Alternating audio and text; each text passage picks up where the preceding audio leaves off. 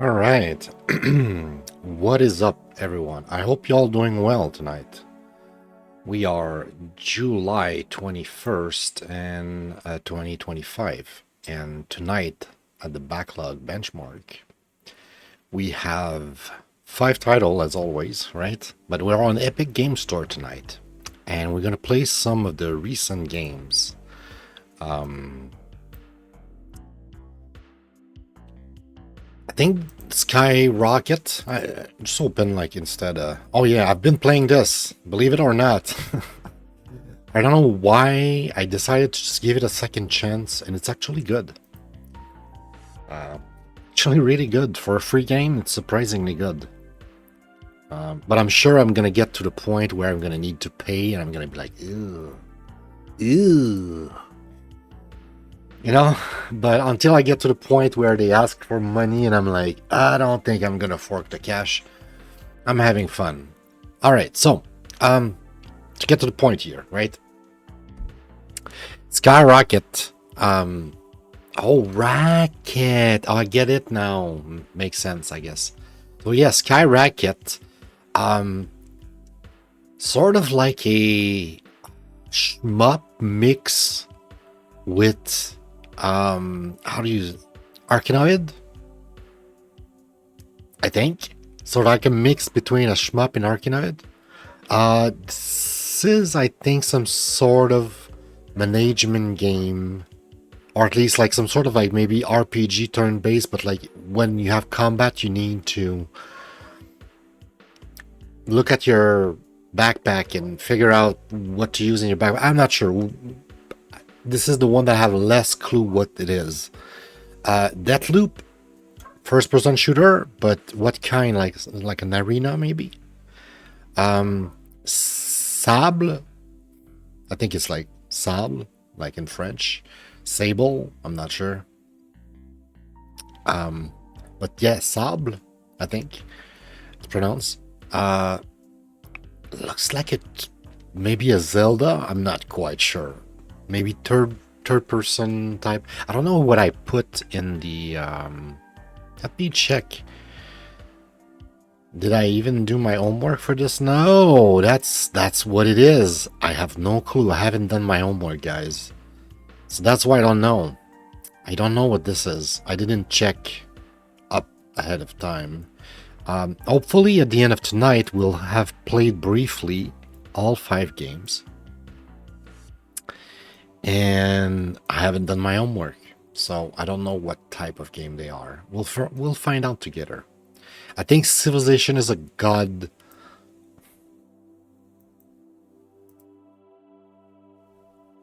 perspective when it comes to Sid Meier's. At least this one I kind of know.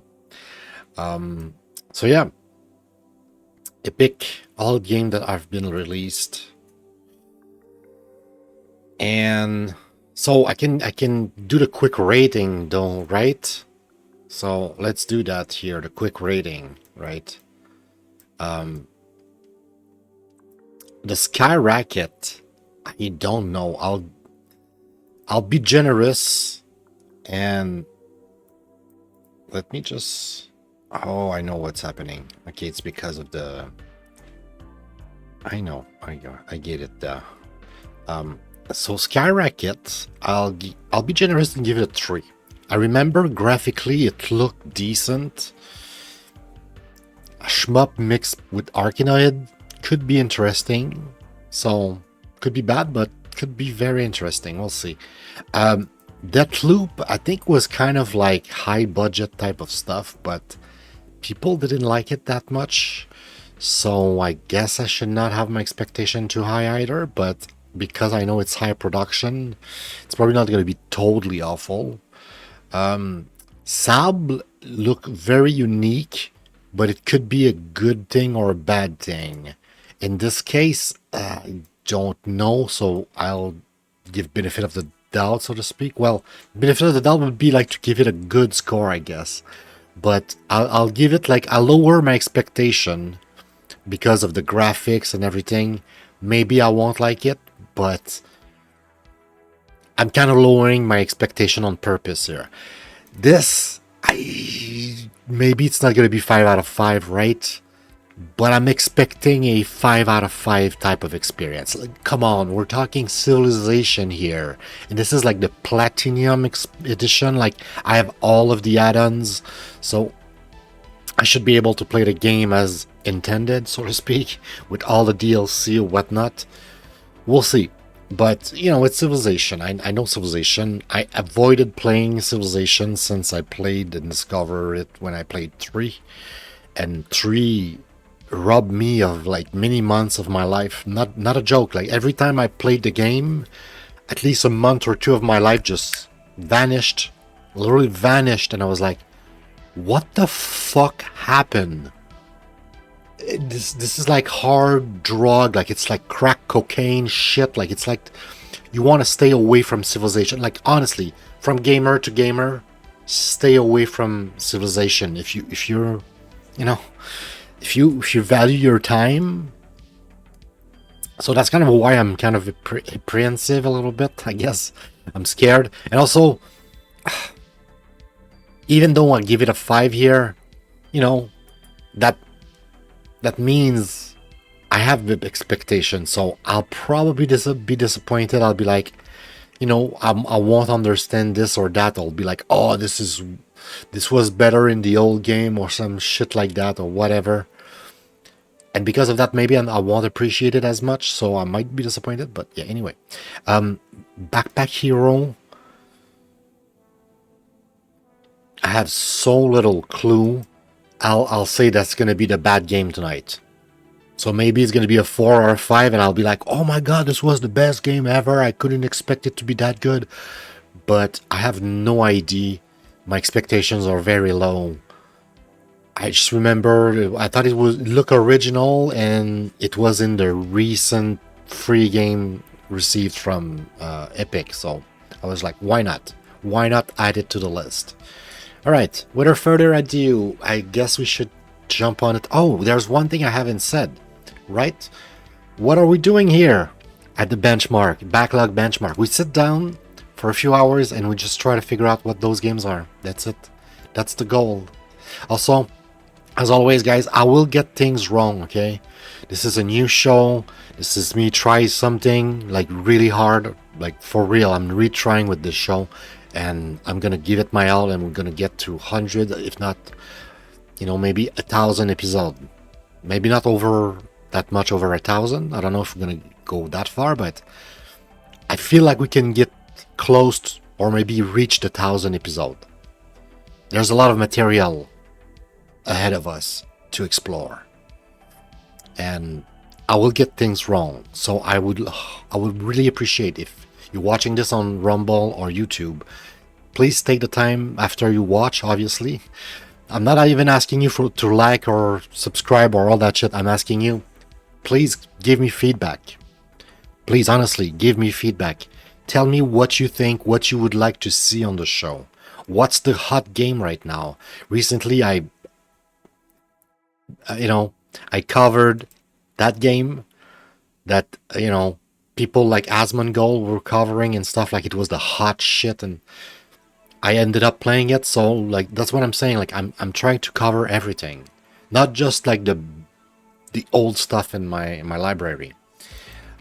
So yeah, leave me a comment about like what I've get wrong, the rating, the type of game, stuff like that, and what you'd like to see on the show. So yeah, I repeat myself here without further ado, because you shouldn't say that without actually moving on and doing the thing. Let's get into it. So we have 5 games. Let's just pick one randomly. I'll take this one. There you go. It's launched. It's launched. It's decided. It's Deathloop. Deathloop is the first game tonight. I'm an old man. Try to play with a controller. I should have unplugged my controller first to make sure it's connected via Bluetooth, but oh, is it 1080p? What is going on here?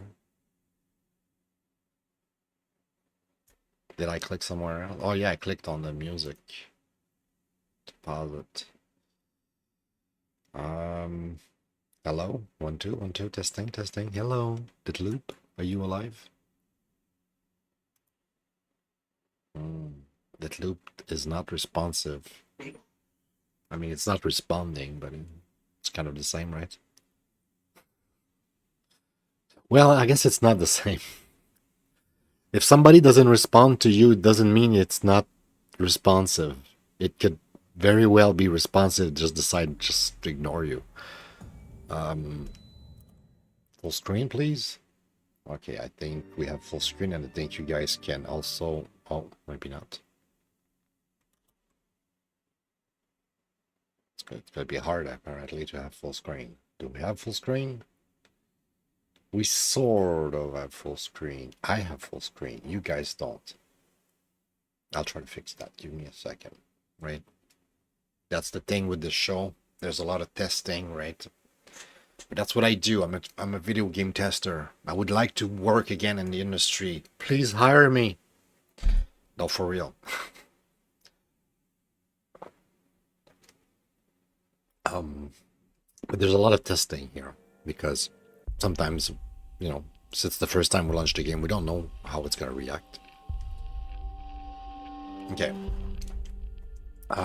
It doesn't want to acknowledge my controller. So pause the controller on the floor. Bethesda. Oh boy. No, I don't want to connect. I just want to play the game. I don't care.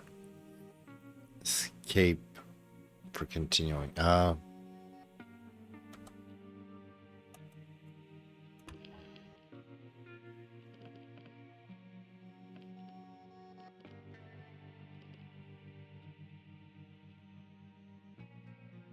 Can I have it like in English? Why is it in French? Oh man, I hate this so fucking much.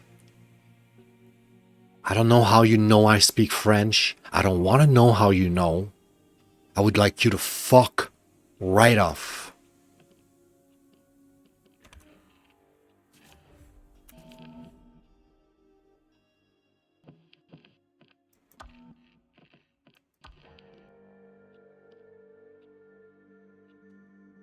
Bro, this makes me so fucking angry. Dude! Are you telling me that I cannot change the language? What is this shit?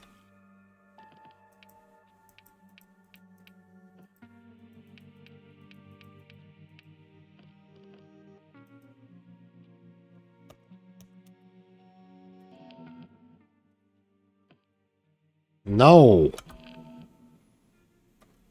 Yes, apply the fucking...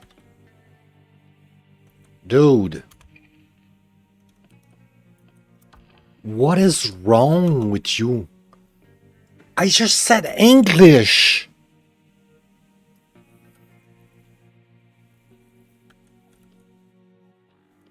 Okay, I'm gonna try to calm down, guys.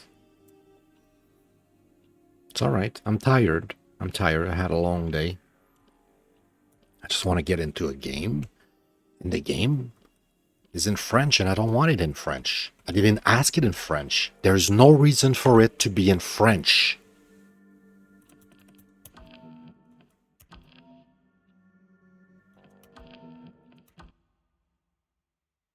Which progression is going to be lost? Tell me which progression.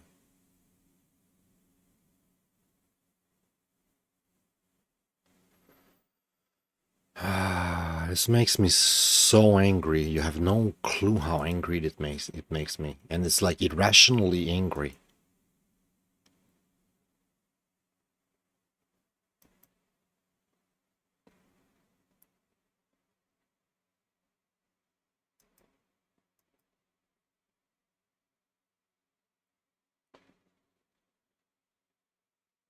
Okay, guys, I'll try to ignore the fact that it's in English.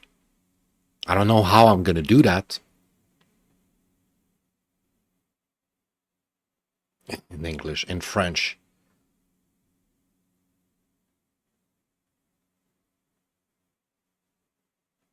Like, my computer is not in French. Okay, my Windows is in English. Everything on my computer is in English. Every single goddamn fucking thing on my computer is in English. There's nothing, there's no reason I would never use a French product ever. Ever. It would never even cross my mind to be like, I would like my software to be in French. No, why would I want that? Why in hell would I want that? Thank you. I needed to quit, I guess, to have my fucking game in English. My god, it's so garbage. Okay, guys. Now, I'm not angry anymore. I'll figure out the resolution and everything. Oh boy. Okay, there we go. There you go. Okay.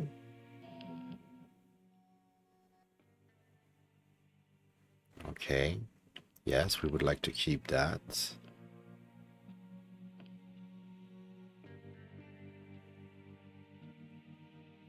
Based. VSync based.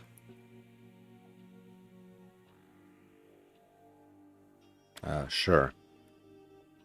Frame limiter. If it doesn't impact the, I don't mind going over. Like 120 is fine, but I don't need that many frames. I'm sorry. I don't need that many frames to enjoy a game. Okay, I can I can crank the FPS when I'm not streaming. All right, so now we have a game. It's in English tabarnak. The guy proceeds to just speak French right away. As soon as he's like English, he's like happy and he's speaking French. Crazy, I'm telling you. But speaking of crazy, where's my chat? What happened here?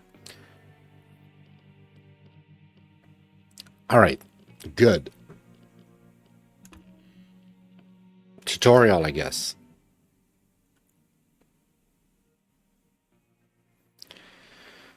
Sure.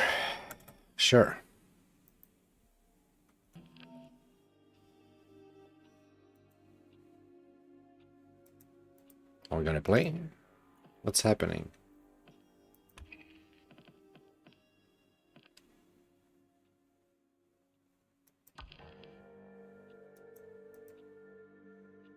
Is it loading? Doesn't look like it's loading.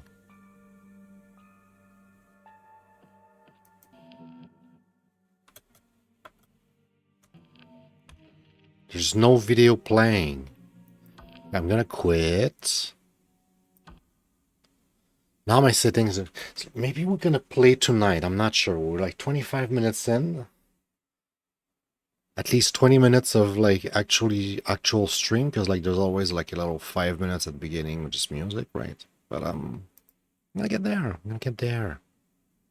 If I haven't like scared all my viewers and audience and stuff, because I was angry at French language that I didn't ask for. I swear I hate that so much. Alright, Bethesda. I believe it's Bethesda. Bethesda must know my name and address and whatever, because my account is linked with Epic. Or maybe it's Epic. It could also be Epic. Even though Epic launcher is in English, I think Epic knows that I speak French, right? There's like, they collect information on me, right? More than a lot of things on my computer. All right, so we have two options here. Break the loop, play as Colt, and experience all that the loop has to offer. Protect the loop, play online as Juliana, and invade other players' timeline, hunt Cold, and earn rewards. Begin your journey with Cold to unlock this mode. Okay, cool. I didn't want to play that anyway, if I'm being honest. Alright, so that's like the game itself. And we're in a loop, and apparently we get attacked by other players that play as the woman. Not sure what the game is about. We'll find out. It's got to be some sort of story that explains why we're in some sort of loop. I'm guessing a temporal loop.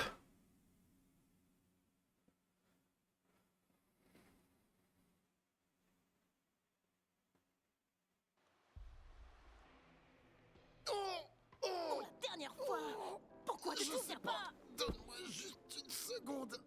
Tu fais aucun effort. J'ai pas la moindre idée de... Merde, ça sent pas bon. Tu vas te dépêcher, oui.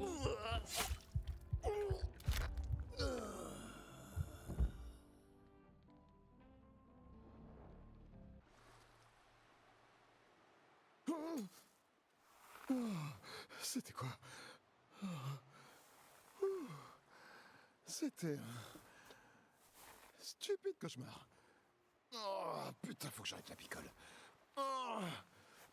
Shut the fuck up, bro. I don't even want to hear you.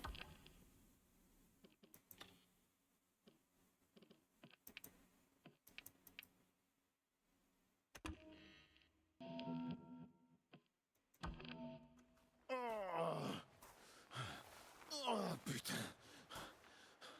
Comment je suis arrivé là? No, he's still speak English. I don't want to hear it.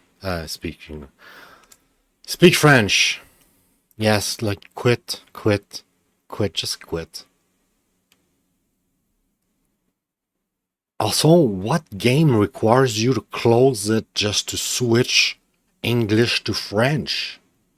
Most games, I just switch language and that's it. Man, Bethesda's games are garbage. I mean, I guess I already knew that. That's why I avoided those games for years. People made fun of how Fallout and Skyrim were all the buggiest game ever. They were really fun, but really buggy. And I was like, well, no matter how fun they are, I don't want to deal with the bugs. So I just avoided them.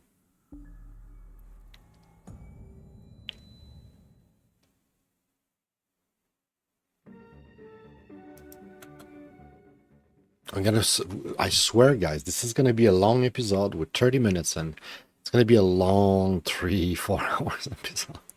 Especially with Civilization. I'm so scared of Civilization. The second I touch Civilization, it's gonna be over, guys. Oh man, I'm scared of touching that game. And I'm not joking when I say that. I'm thinking every word.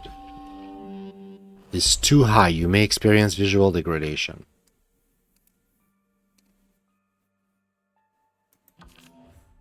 Really?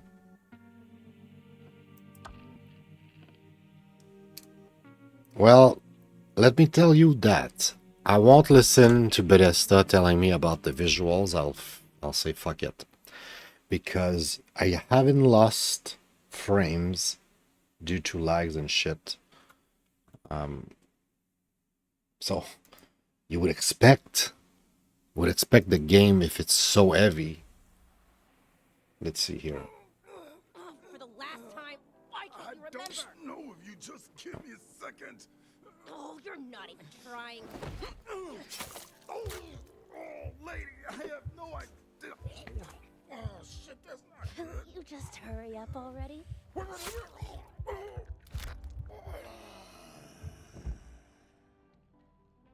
Ouch. Oh, what was that? Whew. Whew. That was one ridiculous name. I gotta stop drinking. Okay.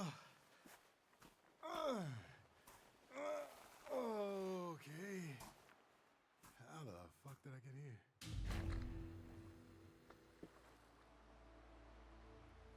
here? Explore this place. Okay, so we just died, and we think that it was a nightmare, and we wake up here. We can run.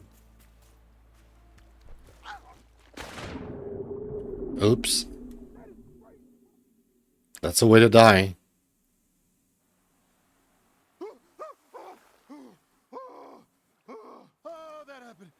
fucking happened? Okay, okay. I'm alive. I'm here. Okay. Okay, I gotta say the game is kind of cool that we find now that we finally played a game. It's kind of cool. All right. So we just died and we just responded right there and we're like, what the fuck? This actually happened. I actually died like that. Just making sure that I'm not lagging too much. Oh boy.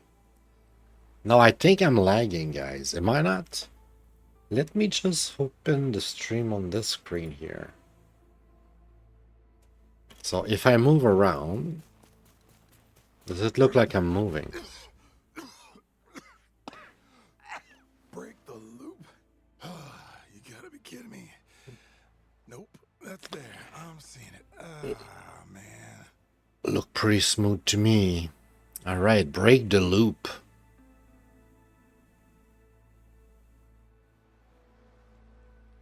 All right. If anything, the experience tonight reminded me that maybe I should try to test the game sometimes before streaming, especially when I have games that are not on Steam. The Steam games generally works, right? But we had weird experience with, you know, GOG specifically. Recently, Humble was not that bad actually. Humble was surprisingly a good night compared to other nights. But all that to say, it wouldn't be the worst of idea of sometimes try the games firsthand just before stream, right? So that I have an idea and I'm not completely fooling around, you know, at the beginning, and I can like even sometimes do the tutorial and actually showcase the game more than actually doing a first impression. It's just that I like the idea of doing first impression, right? It's kind of like one of the reasons I think people would watch the show, right? I don't know. I'm expecting, you know, break the loop. I'm expecting people to have like different reason to come here and watch it. But yeah, one of the reason definitely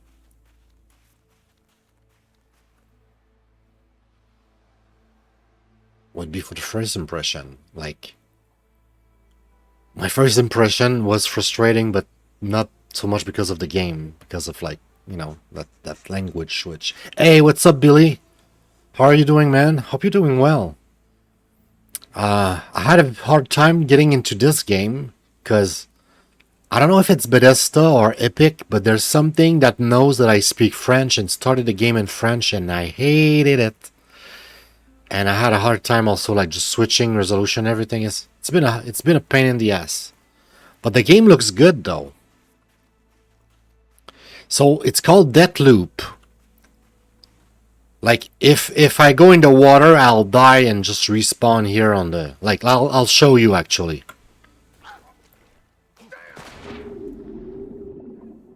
It's freezing. Ah, right? Yeah, I'm doing tired too, man. Hell of a day. And just when I was about to stream, I had to go out again.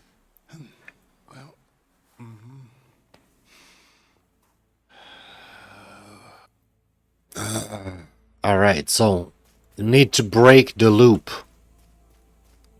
To break the loop, Yeah, I got it. break the loop.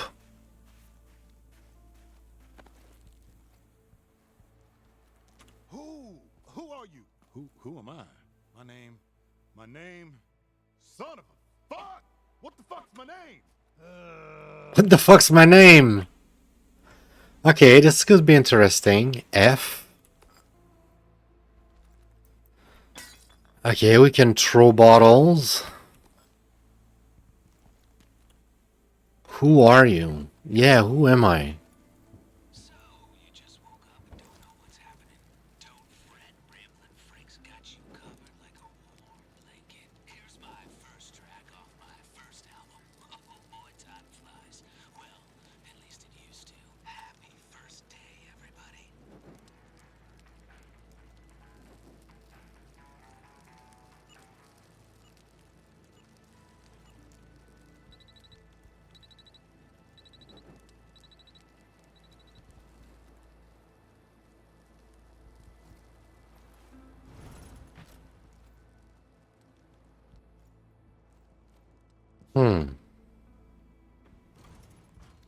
Oh, great. Of course you are. It's me. I'm you.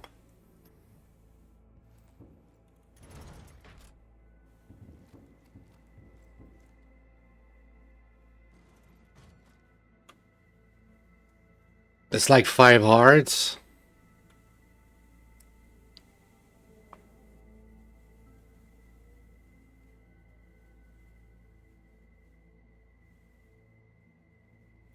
Yeah, I'm not a big fan. This place is mine. I prefer a game that lets you fail and get a bad ending and try again until you know you can try like different path and like get to the end and then get the good ending. Like being forced to get the good ending first is kind of retarded, if you ask me. But not everything is perfect in this world. Exemplar personal trinket.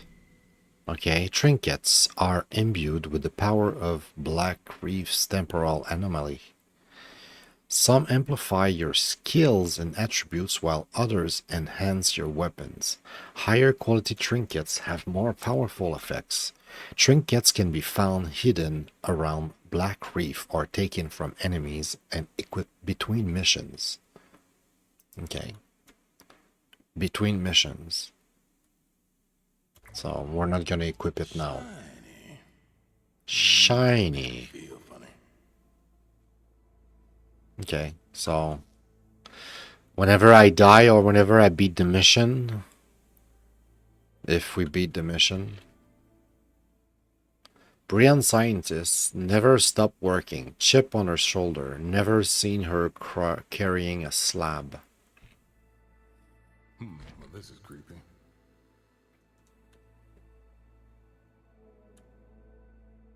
Yeah, it's a bit annoying. Yeah, I'm with you on this. All right. I don't care that much about the lore right now. It says equip. Black Reef. Must be the low season. I made this, I think. I made this, I think. The hack a magic. The hack a magic. Use the hack a magic to hack into electronic device and turn them to your side. Target a device and hold middle mouse button to hack it. The lights on the hack magic display your progress. Some hack device can be remotely triggered with the hack magic. Aim at the hack device and press middle mouse. Sensor to red security. Okay. Anything with an hacking antenna. Okay.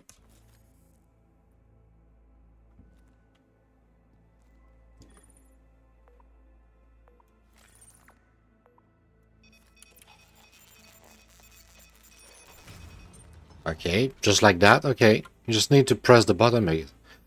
You know the code. I know the code. I don't know any damn code. Yo, hello? What? Hey, you already know the code. This one's right here. You know the code.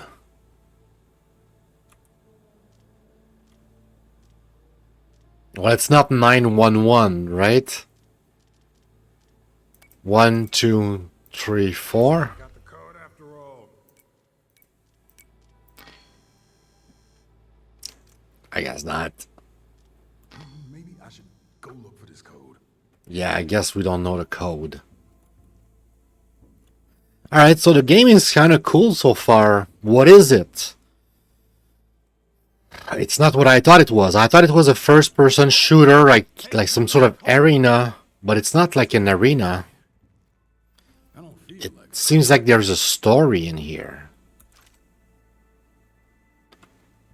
And the story is like you need to like get out of the loop. Press V to kick ass.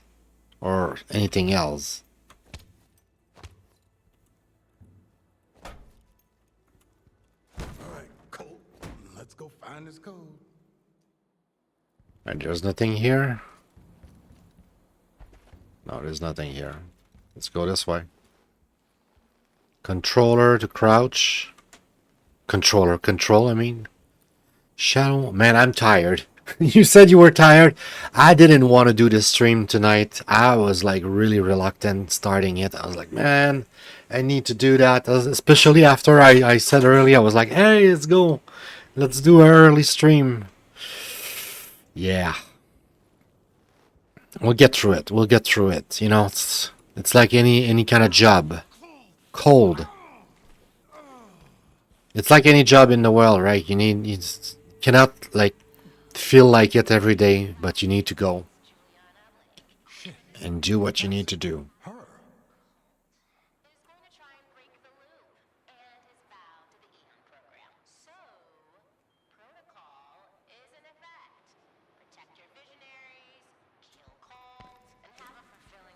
Yeah, that doesn't sound good. Kill Colt. That's me, Colt.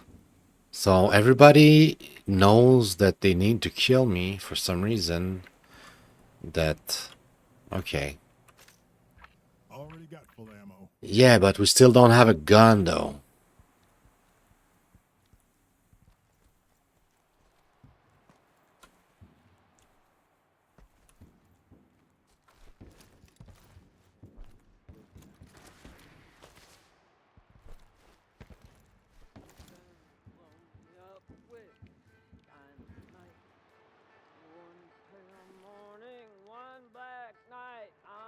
Okay, so I need to go stealth mode. Execution, there's a knife there. Okay, cool. Press F when prompted. Cool. With a gun, press 1 to draw your machete. Okay, I get it. Oh yeah, look at that baby. Oh, that's a nice machete.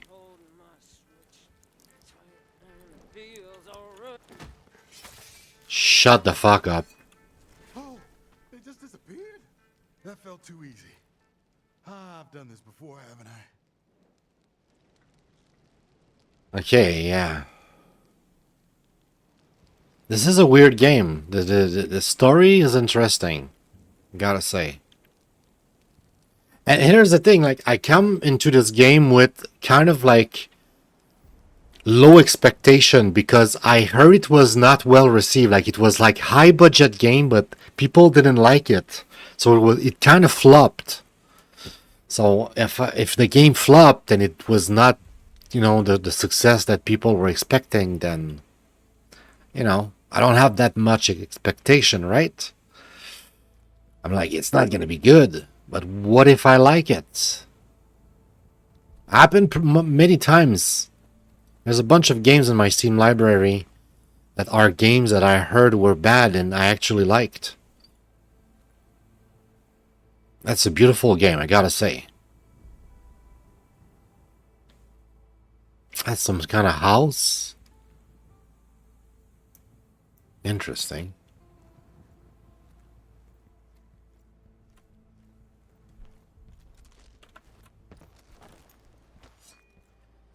They'll be back tomorrow. Why can't I remember? They'll be back tomorrow. The people I kill, you mean?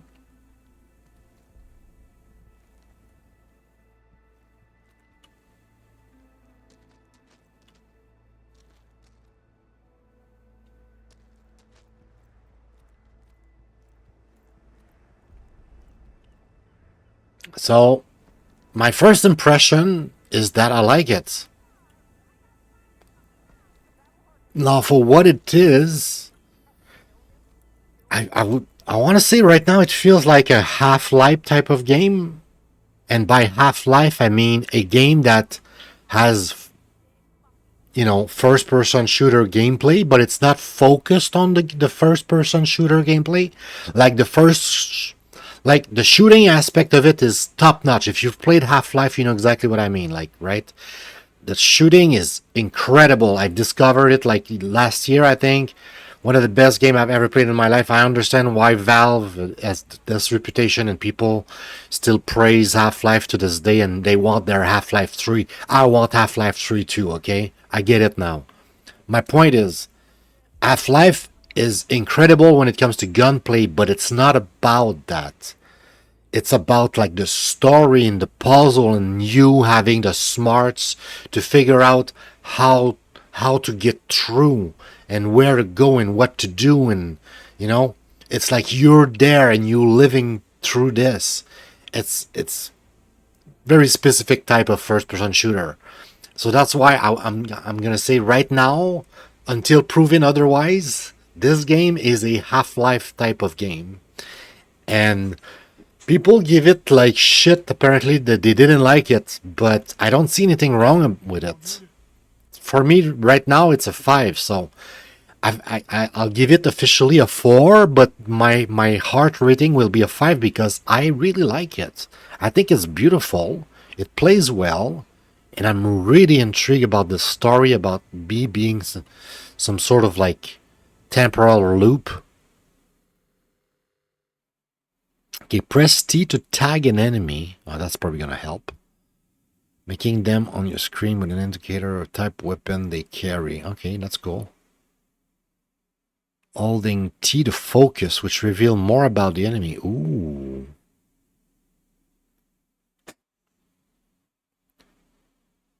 Use focus to learn. Okay, so Eternalists with particular potent gear, visibly radiant power. Okay, interesting.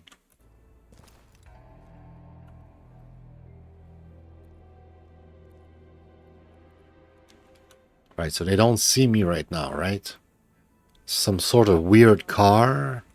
This is a Half-Life also because Half-Life is set in the future, right? Some sort of like futuristic. It's not so much future, but it's kind of like present time, but then kind of like a bit futuristic.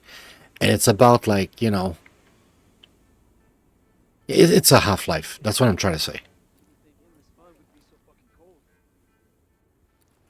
I have no idea how they expect me to get about this.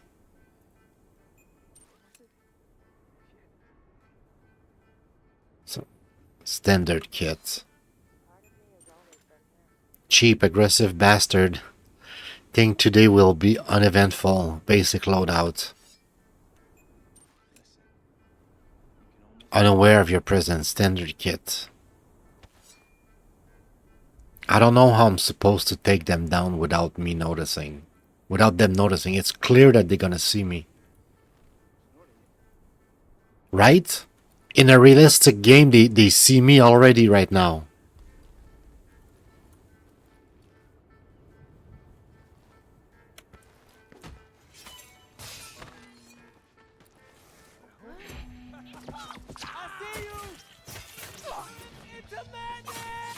Can I have a gun, please?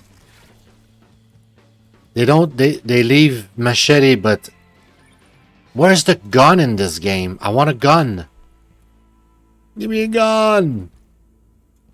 Maybe there was a gun at the beginning, I just missed it.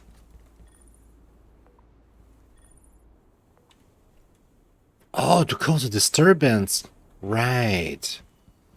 I could have hacked my way into this. Consume? Okay. Well, we took a long time to get into the game, so I don't want to like just skip everything, but then again, we probably spend a good 20 minutes now in this.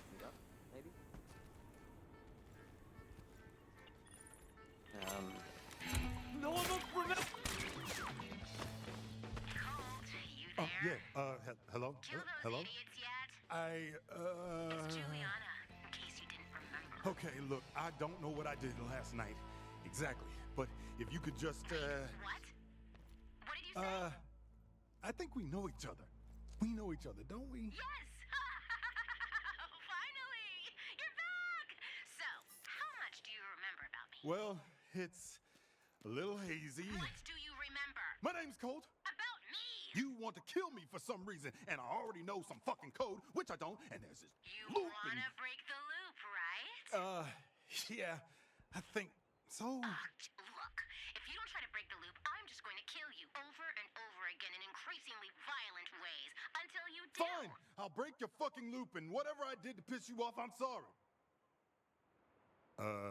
Still there? You never said that before. We dated, didn't we? Just go inside the library. We dated, didn't we? Oh my god, by the way they talk to each other, yeah, I guess there's something that sounds like that. Can we get in there? Oh no. It's probably like a regular entrance.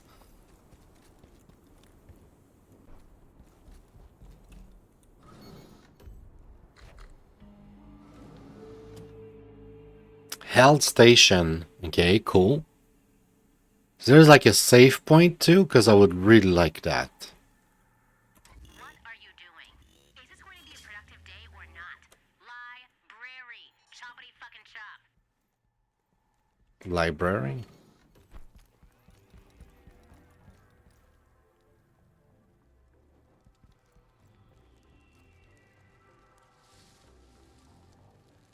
Nice house. I like this game, honestly. Yeah. Yeah, I really like this game. And I think we know what it is. Library must be up there.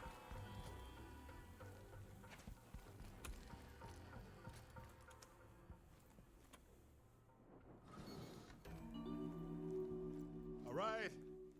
I'm in the library. Whatever you do, don't pull the lever. Wait, what? Hello? Shit. Oh, shit! What?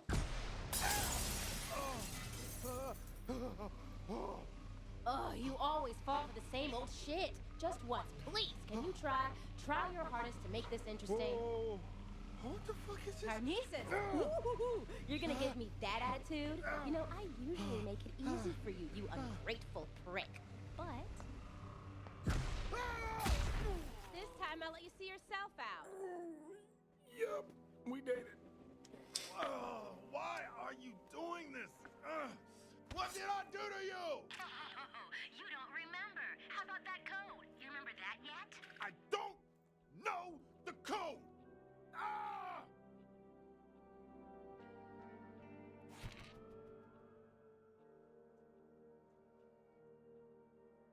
Loop number, don't know, don't care. Cold watch. That nightmare about his lucky jacket when Poke mumble motherfucking land. Motherfucker land. Wakes up with sand in his mouth. Tries to drink from the bottles. Gross. Rolls over and goes back to sleep. Nearly throws up. Sings that ridiculous sea shanty. Hallucinates. Kills Mikhail while he's off for his morning leak. Briefly thinks I'm his mom. Reads his note. Hi, Colt.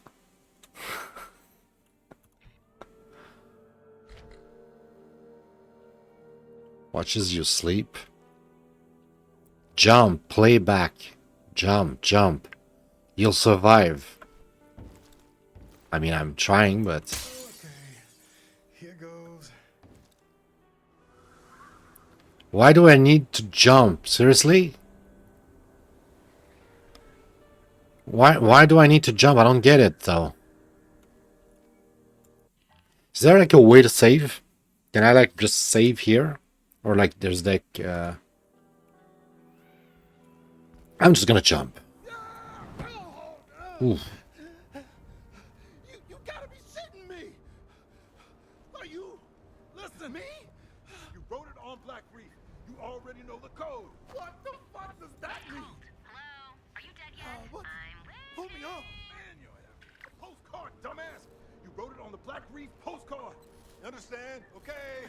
I'm gonna drop you now. Wait, no! Wait! No! Oh. Oh, there's no way. Like, jump, you'll survive. No, I won't survive. We're gonna wake up on that beach, right? Nice. I just dropped myself. What kind of fucked up world is this? Okay, postcard. postcard. Get the postcard. Get off this beach. Okay, I love this game. This is a great game. I don't know why people dislike the game. I guess I'll find out because I'll play some more. Because, dude, this is good. This is good.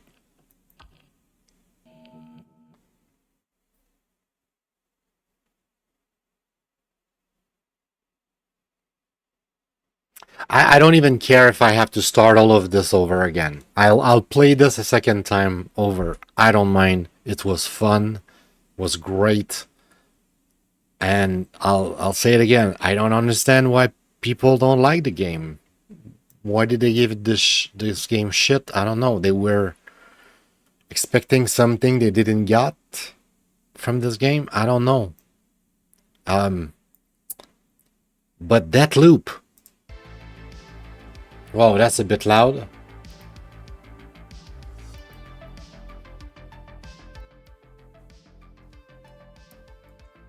Actually, it's not that loud. It's just my volume that's loud. Okay. So yeah, Deathloop. The first game tonight. It took us an hour. How can that happen with one game? Wow, that's crazy. We need to accelerate things. I don't want to spend the rest of the night here. Like, for real, like, I'm tired. Was not supposed to be like that. Alright, Deathloop. So, Deathloop. Officially, I don't know what people dislike about it. Like I keep saying, I remember when it came out, there was a drama, there was people complaining, they were disappointed.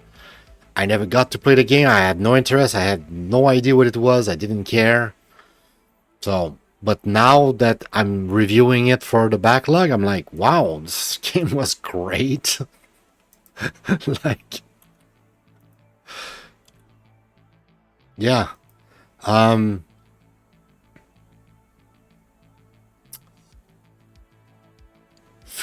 For now, I just say first-person shooter and Half-Life. Best description I can give. No controller support. Also, that reminds me, I changed this, but to remind myself, I'll do that like that. Like that. Maybe if I put it gray like this. Yeah, I should remember. So whenever I can review that data to verify if it was actual full controller support or just only partial controller support, meaning you need Steam inputs to make it work, then you know I'll change it back to being white. For now, I'm gonna gray out those results because they are results, but I'm not quite sure of how accurate they are, and they all say full. So I should actually just, you know, copy it to the partial and then verify what is actually full and what is only partial, and go on from there. But yeah, worked a lot on the document.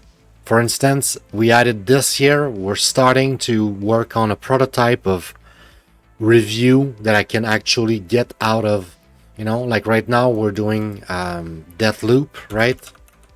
Deathloop. So like right now, Deathloop, we only have the rating. We don't have anything else. We don't have like a little bit of review. We don't know. It doesn't say here yet what type of game it is because I don't have it yet. And well, my formula doesn't account for having only half the information. What is this? Yeah, my formula does not account for me having just partial information here, which I guess it's a bug that I didn't know about. I didn't thought about that when I made that this morning. I think it's this morning I was working on this. I don't know. Anyway, let's try to focus on our task here. All right, we played the game briefly tonight. Deathloop. I think it's gonna be about It's between puzzle. I'll say traveling, okay? Traveling because I think it's about the story going forward. It's not so much you having to fight or having to solve puzzle or whatever. Of course the game has puzzle and has fighting and shooting and stuff. And maybe you even accumulate things over time, so there's an aspect of looting, because most games have some of those elements, if not all of those elements combined in one way or another. But the way that you prevail, the real way that you win in this game is by actually going through this adventure and having a story being told to you. That's your reward. That's what you get, and what you get more, and that you get more of, and that's how you conquer the game, is through figuring out what is the story is, literally. Because in the story, it's not only just like a story you go through, it's literally your guy doesn't remember, you're in a loop, some sort of memento time loop, and you try to go figure it out. It's really cool. I like it. Sequential, I want to say. I don't. Maybe there's a bit of emergent gameplay. Maybe you are somewhat free, but I don't think so. And it's not what Half-Life is in general. Those games in general are pretty linear. There is a right thing to do to make the story progress, and maybe you can wander around and backtrack a little, but you're stuck basically. You're not really backtracking, and you're not really going where you want. You're just stuck. You haven't figured it out yet. So I think it's sequential. Immersive, right? First person view. I'll say shared, right?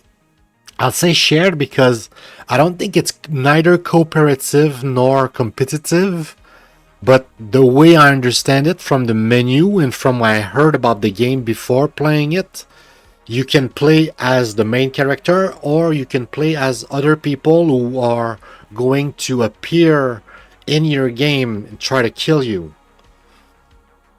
So, not sure how that works exactly, but it's what they used to refer to as asymmetrical gameplay, I guess, for a while.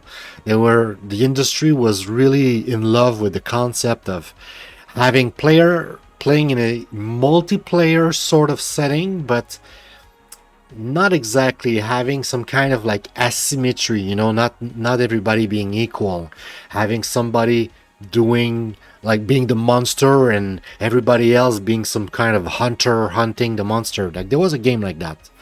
But you get the drill, right? In terms of difficulty, there was no difficulty setting selector at the beginning. I don't think the game ever mentioned or suggested there was like a difficulty selection. The game doesn't look necessarily difficult neither. I don't think it's going to be casual, so I'll do the best guess around that we can give until we are proving otherwise. It didn't give me the feeling of being that challenging or that easy. So I'll go with balanced. So that's going to be it. And see, that should fix this. And it says FPS game like Half-Life, right? All right. So that's the first game right now for tonight. My God, I'm so tired. And we have 4 more games. Let's shut up and get it back into it. Not the right one. This.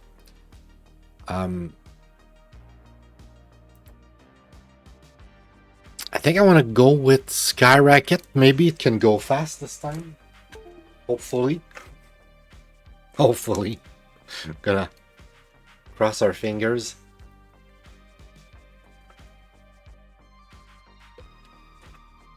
Okay. I'll take 2 seconds to go get some water. And I'm gonna get into Racket, Sky Racket. All right. Give me just very brief second or two. More like, 30. But I'll be right back. Oops.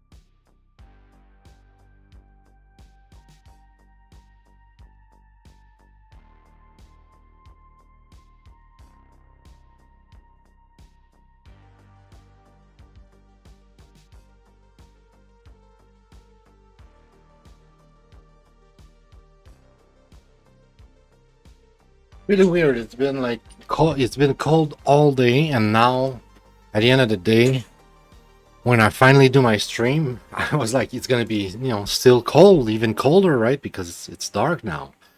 No, now it's kind of warm. I hate it. All right, let's get rid of the be right back screen. No, wrong one. There you go. There we are. What's up with the camera? Why is it that high?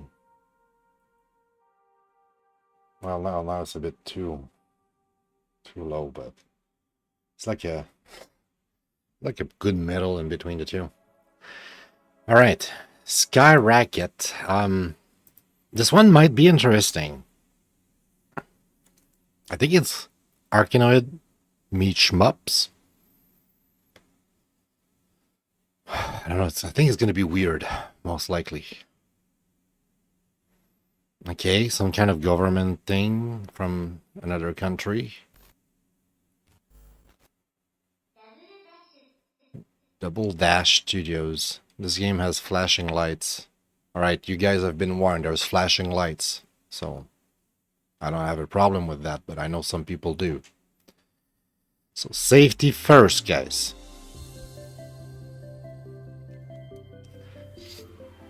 There is flashing lights. There's already flashing lights. There's definitely plenty of flashing light. If you are susceptible to that shit, you're fucked. Alright, they look like the little Astro robot when I was a kid. Well, not her, but the other guy.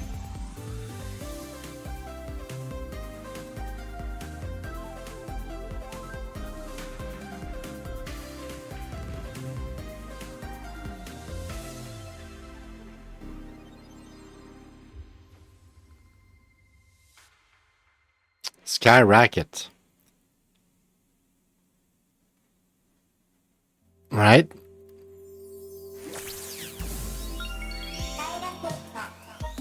Works full third-party control support. Oh yeah. Oh, I speak to... Oh. Okay, I have like what they call the Nintendo layout. Meaning... This button says yes, not this one, this one. Ugh, I hate it. I hate it. Do you want to start a new game? Choose your character. I'm not gonna choose her, that's for sure. Racket boy.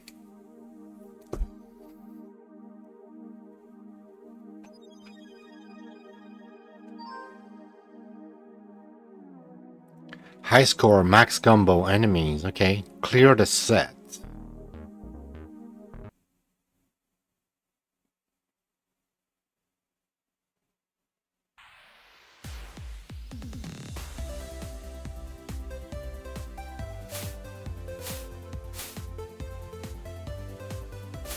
Yeah, I really like the character just because he looks like Astro. Like the robot when I was a kid. Well, little. The air is like, colored instead of black, but still. So what am I supposed to do here? Roll?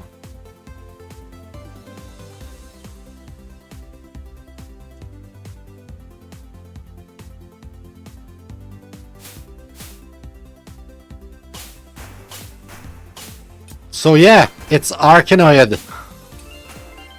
Meet Shmups. And I fucked up.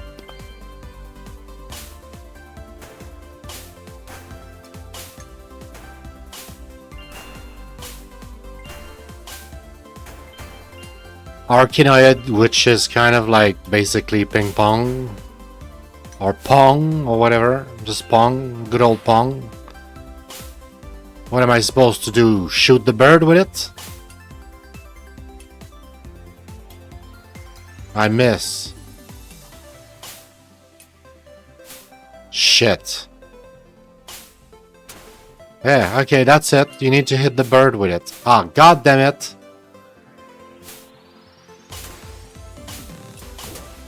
Okay, that's kind of original. I kind of like it. That's a different shmup. It's a very, very different shmup.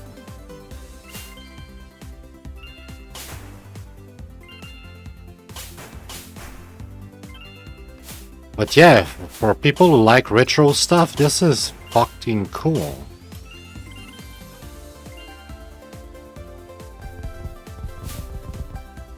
No, actually, it's a good thing to hit the... Okay.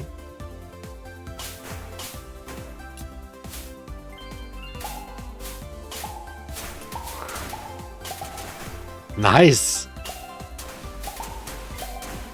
It's almost like a Angry Bird. Okay, and I like the fact that even if you lose your ball, it's not the end of the world. Like, it's not like game over, you lose your ball. No, it's just like you're wasting your points, you're wasting your time. I guess I could have made more points there, but I won't get them. Or, ooh, got the bird somehow. Alright, that's a very cool game. I like it. And thankfully, we don't have to play for like 3 hours to figure out what it is. Whoa, this is cool. Like, I like how it works to do the combo for those things. Okay, I see. There, you can actually, you know, manipulate stuff a little bit. You can also always lose your ball like I just did. And get fucked for a while without a ball.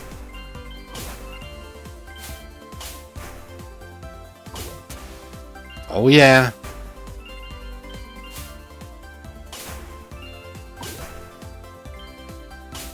So the question is, like, should I put that in shmup or Arkanoid? Right? Because, like, what type of game is it? An Arkanoid game or a shmup? I mean, it feels like a shmup. Tell you what, if there's a boss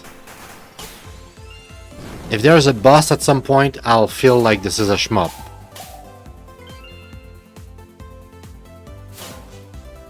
It feels like a shmup at all. Like overall. Set clear. It's called a set. It's not a stage or a level, it's a set. Because it's like tennis or some shit. Cool, cool. And I have to press fucking... Oh, I hate this. I have to press B to say yes. That's not how it works. This is not a Nintendo controller. It's like they don't recognize my controller, so they're like, okay, this is not Xbox, this is not PlayStation. Must be Nintendo. Thank you for rescuing me. My name is Patata. I've heard you are trying to take down that tyrant jerk Horde. He's on his ship, traveling to a forest planet. Please let me help you. For sure. Alright, let's go.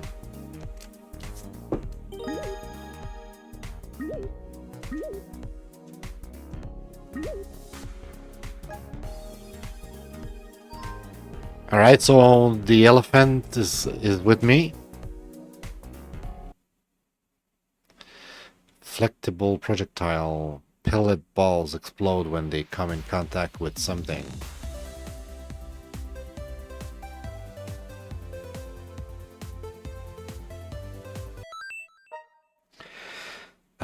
Chapter 4 and meet 2 new characters. Like, what? It was already tough to pick. Honestly, of all the games that I've played, I think like half of the game have this structure where you have like, at the beginning, you literally have like 1 or 2 girls, and you don't realize it, but at the beginning, you only have 2 girls, and at some point, there's 2 more introduced. So like you kind of like feel like there's 4 in the game, and for the longest time there's only 4, and then at the end, suddenly out of the sudden there's 2 more that just come out of nowhere. And like, I don't know. I feel like it's just like it's a thing. I don't know if like most of them are like that, but it seems there's a lot of them structured like that.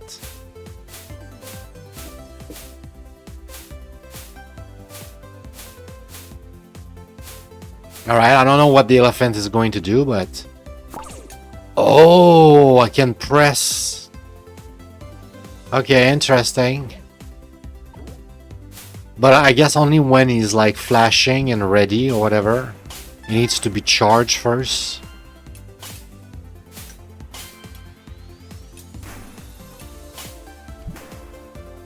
Ah, shit.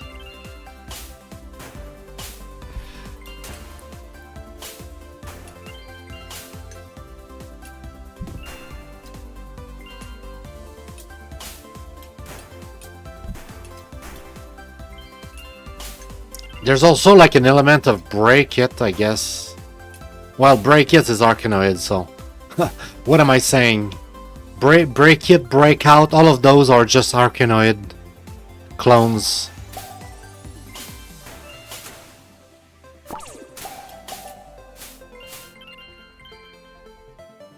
Alright, it's a cool game, it's really pleasant.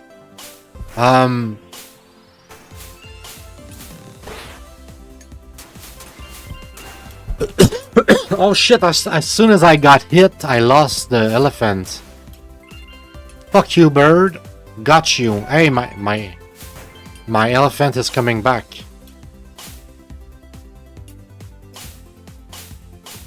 Do I need to shoot the ball at him?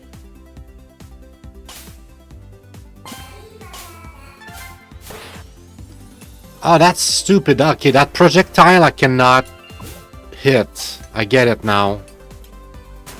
I understand. It's a bad projectile. Oh, nice. You know what? I didn't thought I would like this game this much. This is a winner.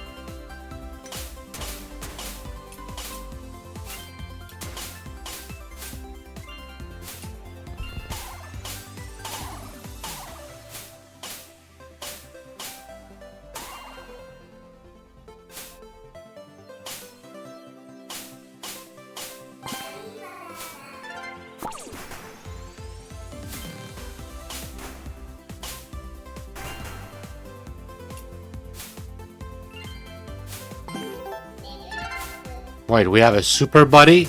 Oh shit! You see that? He shoots, that's crazy.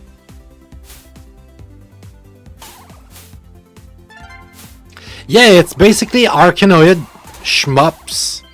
And I think I would classify it more as a shmup.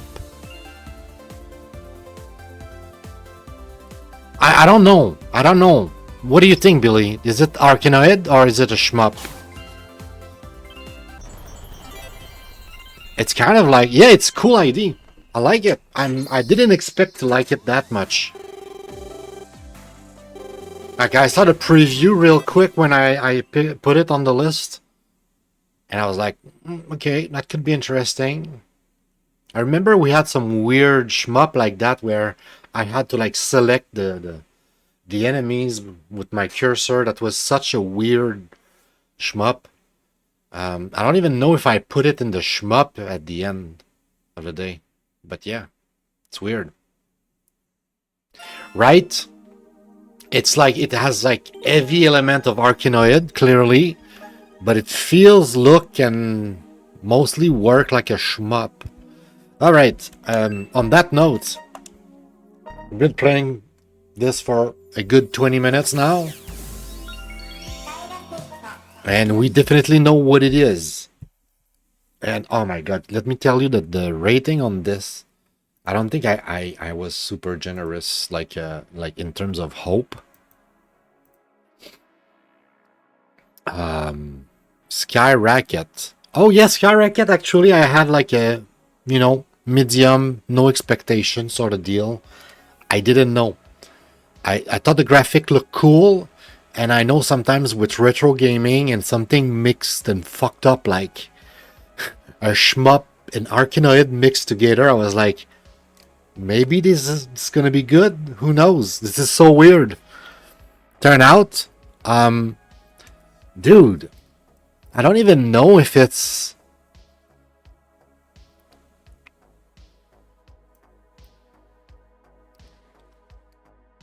I don't see anything wrong with the game. The experience was top notch, like from beginning to end. Like it was incredible. 5 stars. I have nothing but praises to say about this game.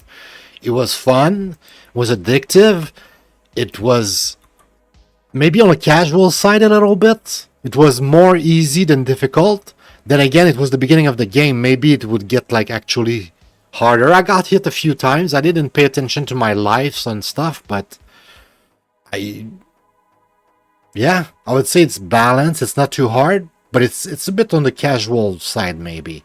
It's a shmup.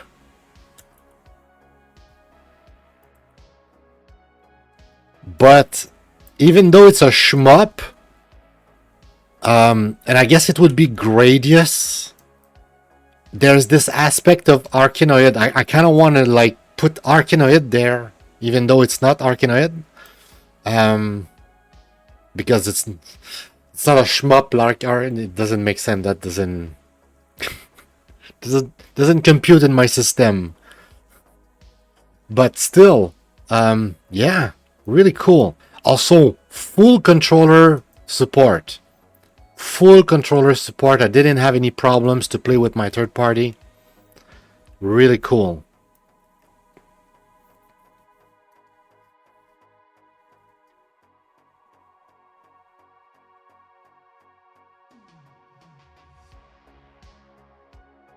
Oh man, take your time, alright. Right. Take your time. I understand that, man. Been there recently. Be there again. Backpack Hero. Alright, yeah. Oh, wait. I'm skipping a step here. So, how do you win? I don't think it's about making points. And even though some would say it's not combat, it's kind of like combat, okay? It kind of is like combat. It certainly doesn't feel like a puzzle. You're fighting using their own projectile. So, definitely fighting. You're killing the enemies. So yeah, fighting. It looks sequential. You are following your character. I mean, it's auto-scrolling. So, in a sense, you could argue it's not exactly the same sometimes. Like, you know, like it's kind of like the argument here for following would be like the screen doesn't move, right? Or the screen moves, but it moves the character with the screen or whatever. My point is like following, the way to know if it's following or the type of perspective is like, do you have an avatar? If yes, are you that avatar? Are you seeing through the eyes of that avatar? Or are you seeing the avatar itself? And in this case, we see the avatar. So that's why it's following. Solo experience. Although, no, cooperative. There was definitely 2 characters. I was not excited about the other character because I was like, I'm going to be very, how to say that, politically incorrect, right? And just say it how it is. I'm tired of seeing that kind of shit in my games. Like, for real. Like, I have nothing against the fact that she's black. The game before that, both characters were black. I have nothing against black people. Not my problem. My problem is like, we have a couple here, and why can't he have a wife that is also white? Why can't he have that?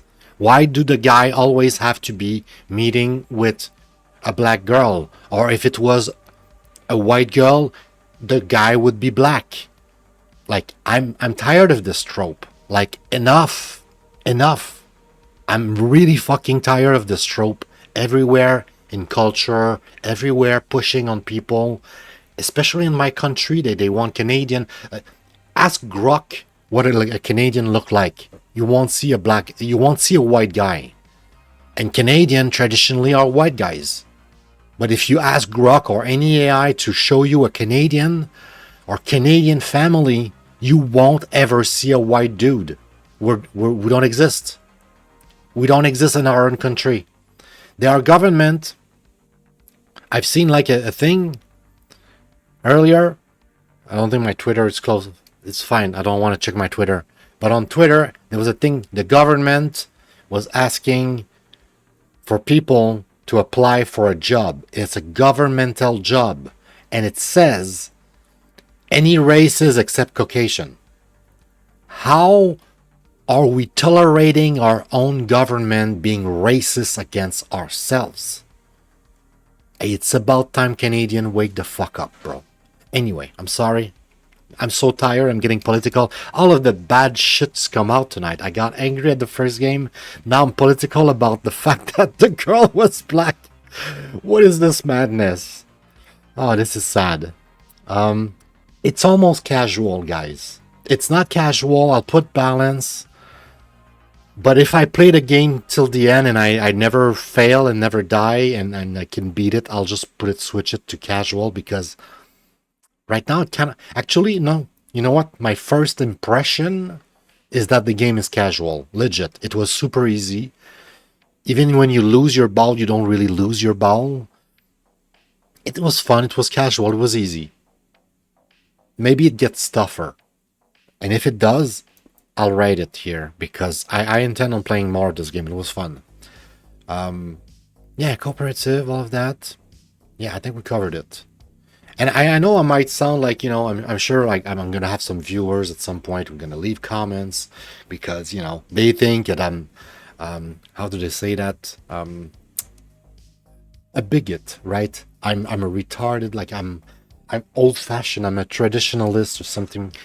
Look, dude, I'm just a regular human being with actual values, and I'm just tired of being pushed this narrative. And you all know exactly what I mean. Okay, we all know about how white people are treating like shit right now for no reason, and it has to stop. It just has to stop. It just has to stop, honestly. All right. DEATHLOOP. I just want to end the stream and go play DEATHLOOP, and it's crazy because I was playing a super good game this afternoon, and you know I was thinking about going back to that game first. You're gonna laugh, but that game that I say was super good was this game.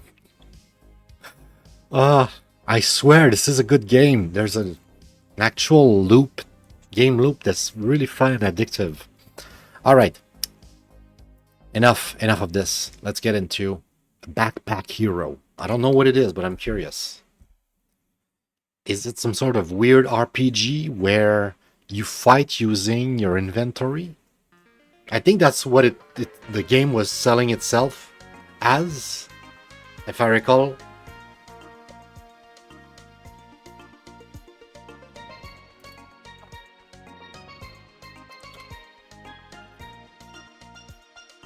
All right. We have controller support, guys. You know what? The first game, DEATHLOOP, I didn't have controller support, but I tried with a controller plugged in. Maybe when the controller is Bluetooth, it works better with Epic for some weird reason. I'll try DEATHLOOP later, and I'll fix my chart with the controller support if it has it or not. Okay. Story mode, that's good. You know, story mode, sure. So both A and B doesn't work. None of the button works. It doesn't have controller support. I don't know what support it has, but it's very partial. Okay, let's try to see. Can I play with the mouse? In the deep, dark dungeons beneath Orderia, a young shit. She discovers a mysterious relic. Hold.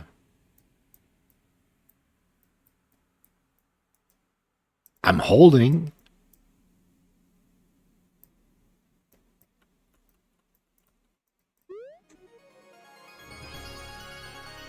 I was not holding. I was just pressing when it actually picked it up, but okay. Move here. Oh, maybe I was supposed to hold the icon that says hold. Add all items to your backpack to continue. While holding an item, press OK to rotate.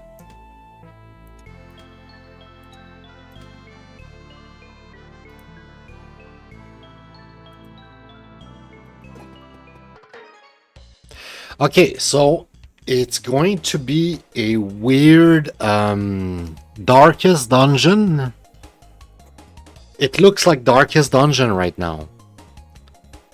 You click item to use them. You must defeat all enemies to continue. Many items, including your sword and shield, require energy. Once you are out of energy, you should end your turn, then the enemy will act.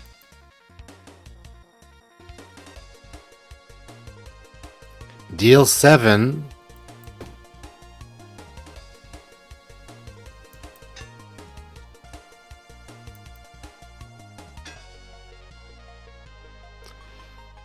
You can see the enemy's intention.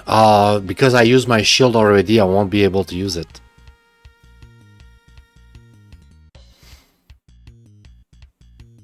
Okay, yeah, no news is good news sometimes, yeah.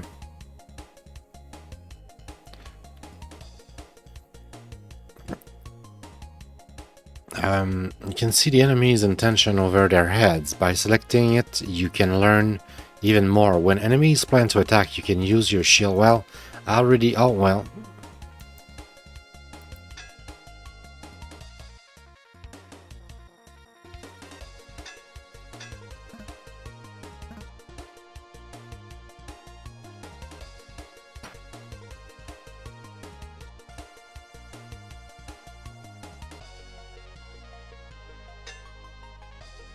Player's turn.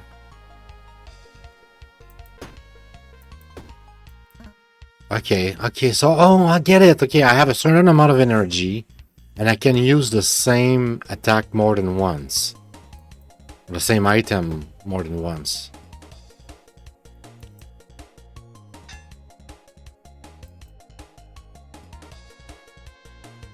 Will attack for 8 damage.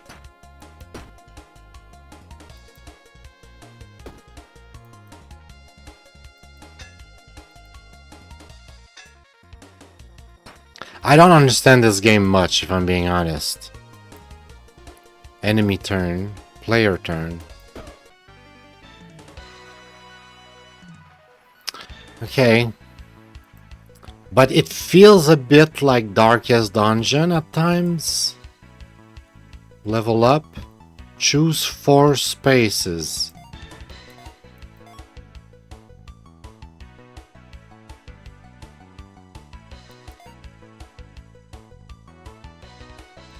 Done. There are so many items and so much to discover. Sometimes it can be overwhelming. Even a backpack for a backpack hero. If you feel confused, bring up the context menu on an item and choose the option to view card. When viewing a card, you can hover over parts of the card and explanation will appear. Never get confused by a new icon again.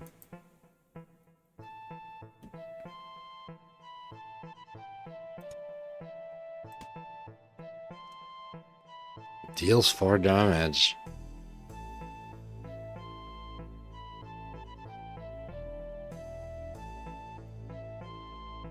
To all enemies.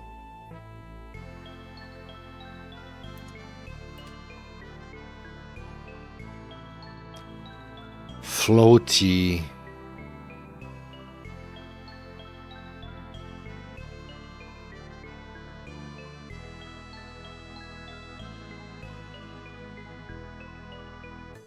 Okay, I'm guessing those are like all consumables. On use, it get destroyed.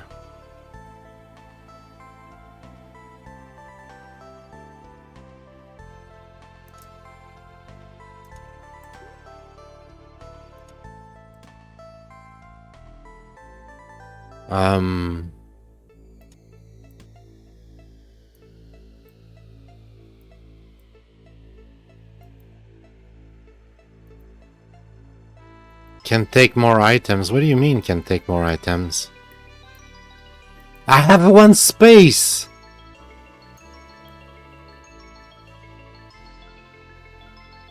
That's dumb. I don't get it.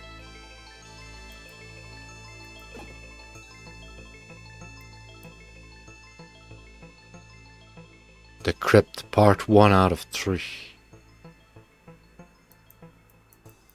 I need health. I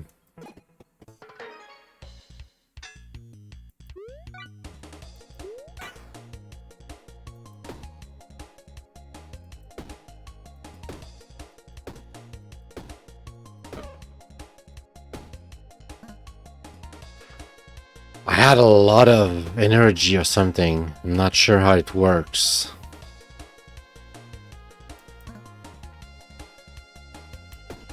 I think we're gonna die here though.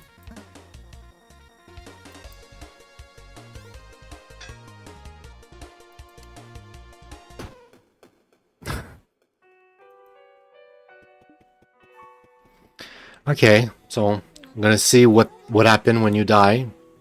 By Anna Quills. Pierce, there you are. And you're hurt. Pierce, what happened? I was exploring the dungeon.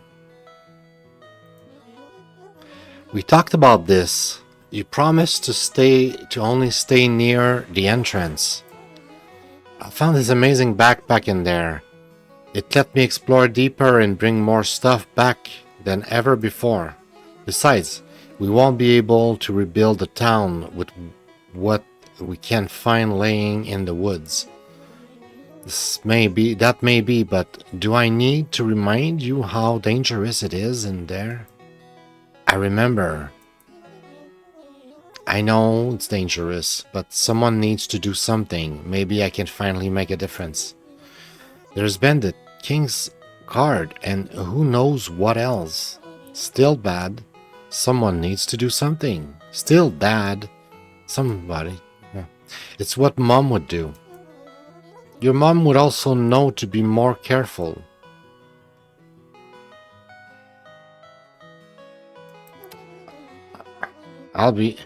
You're right. I'm sorry, Dad. I'll try to be more careful, but I have to do this. Suppose there is no convincing you. Just promise me you'll be careful, Purse. Okay. You're just like your... So my name is Purse, I guess. Makes sense now. You look rough. Did you fall for the old hermit crab in the treasure chest trick? I just came back from the dungeon. I figured. I always know you've gone down there when old Louis start pacing by the entrance of town.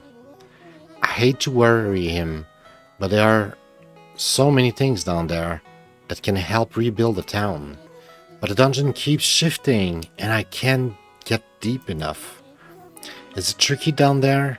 It took my brother Baz years to make any progress in his explorations. I don't know how my mom did it. Yeah, that Prada was something special. I sure do miss her. Anyways, did you find anything good to sell down there? I got beat up. I didn't manage to bring anything back. How about the backpack? Is that for sale? No way, this backpack lets me carry all sorts of stuff back. Well, if you bring back more stuff, we can scrap it and sell it. If only we had a store to sell it at. Why don't you remove the old store? We can get some resources from that. Follow me and I'll show you where it is. Destroy the old store.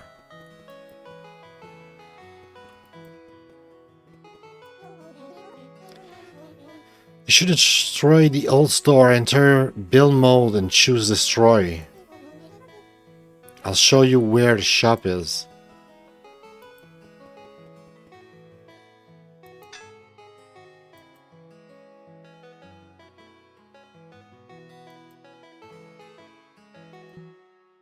Destroy.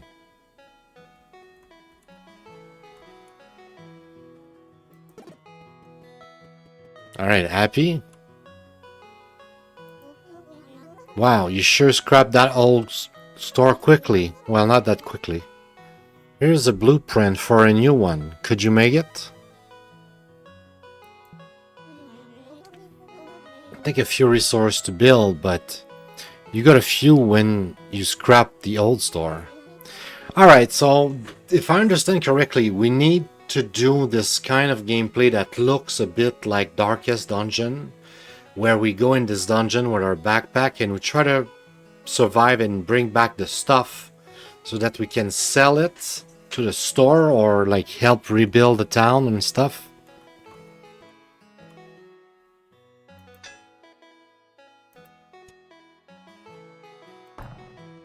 There we go. Get a nice store.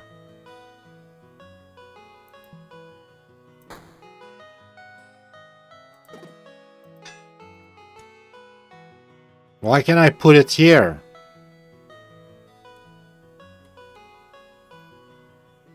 Alright then, I'll put it here then. Think it's better.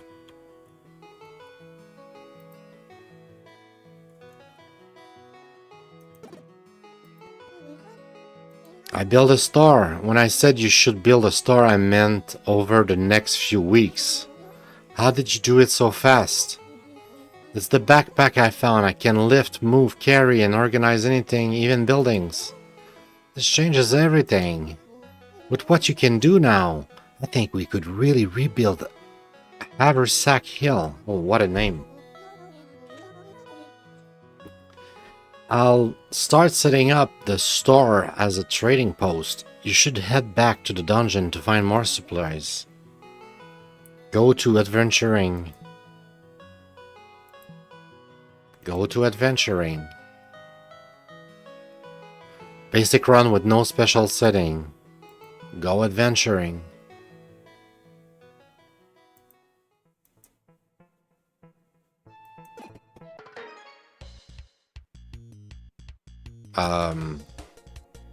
Well, I don't have anything to fight, so I'm fucked. What is this game? We're just gonna die here.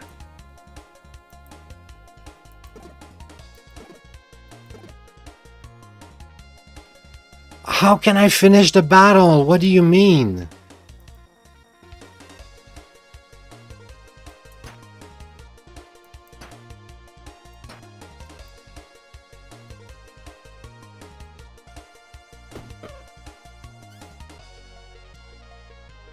Okay, I'm not a big fan of the game already, but this is not helping. Okay, so you can go on an adventure without any equipment because you lose all your stuff. So we lost the sword and the shield we had. And now we can only scratch the opponent, which does nothing. We're just gonna end here. Okay. What is it? Is it fun? No. Can it be fun? Maybe. Do I want to figure it out? Do I want to find out? No. Oh, Jesus. It's kind of bad.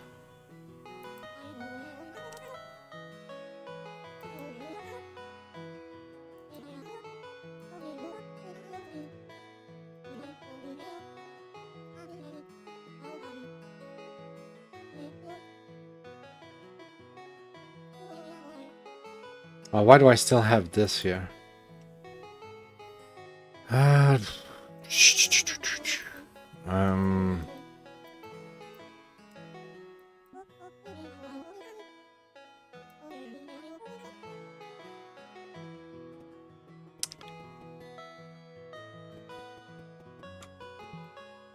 Well, there's nothing in the store. Of course, we just build it.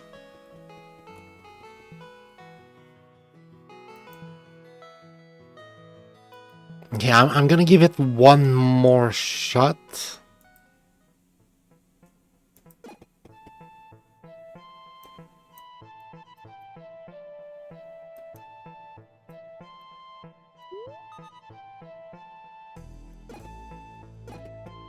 I guess we need to fight.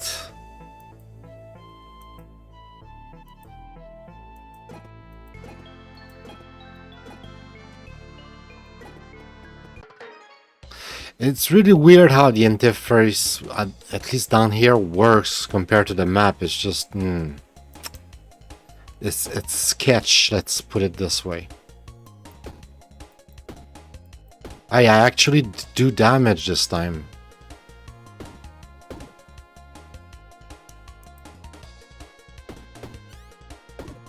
Well, we're gonna die here, but, you know, at least we try. Not enough energy. I guess we won't kill neither of them. They're just gonna kill us. Okay, guys. There's gotta be a way to play this game. I'm just bad at it. I haven't figured it out. Maybe next time I try the game, if I ever touch it again, I'll figure it out, okay? Right now, I have a really, really bad first impression. Not great.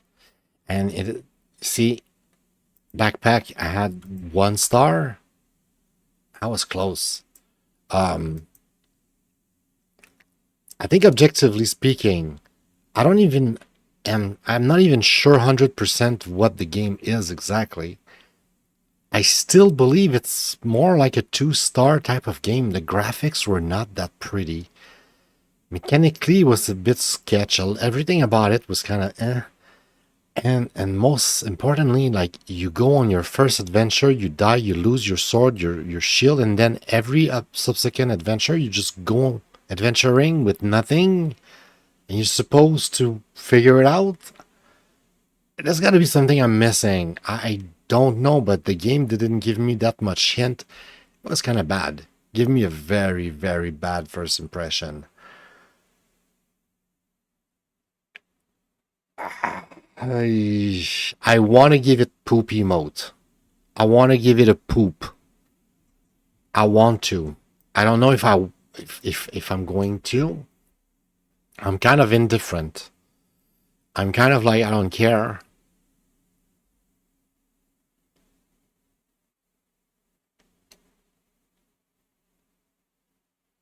I mean, it was... Oh, mechanically speaking, it was awful as well. Not just ugly visually in the graphic. You know, sometimes we have bad games on this show. It's going to happen more than once. And we've just been very, very lucky so far. We had a few bad ones. Maybe like one episode that had like all the games were kind of bad. I think it happened once. I remember one episode. All the games were like kind of really bad. But most of the times we have good games, and I'm usually like super appreciative of like most games. Even the worst, the most weird stuff, I'll still find something good to say about them. But Backpack Hero was not great. I honestly didn't like it. And I'm tempting to put the poop emote. I'm gonna do the rest of the eval, and I'm gonna think about it. There was no controller support, like weird almost controller support, but then no controller support. Like it worked in the menu going up and down, but then I couldn't press any button to activate the menu, so it was not working really. What is it?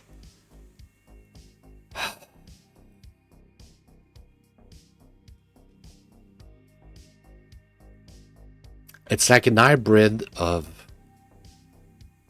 Darkest Dungeon, but very, very bad clone of Darkest Dungeon, mixed with some sort of weird simulation, like some sort of weird business simulation type of thing. So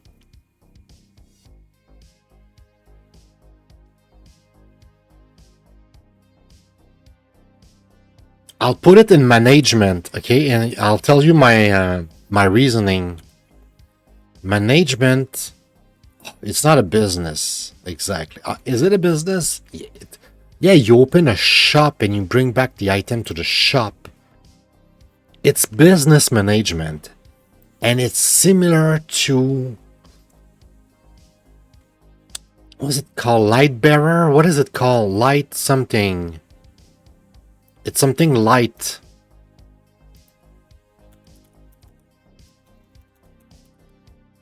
God damn it, bro. Light. There's too much. Light matter, light housekeeper, light. Are you serious right now?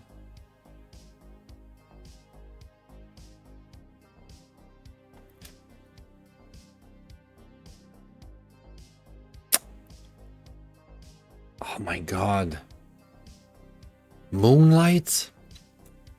Is it Moonlight? Moonlighter? It's Moonlighter!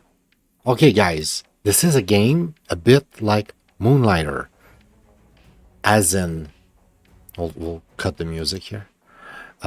Moonlighter is a game where you go on an adventure. It's called a... They describe themselves as action RPG, so a little bit like Zelda, right? In our case, it's a little bit like Darkest Dungeon. But the principle is the same. It doesn't really matter how you get the items.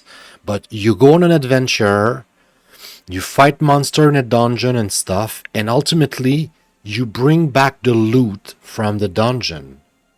And it says, through dungeoning, through adventure, that you accumulate a bunch of stuff that you can then sell in your little,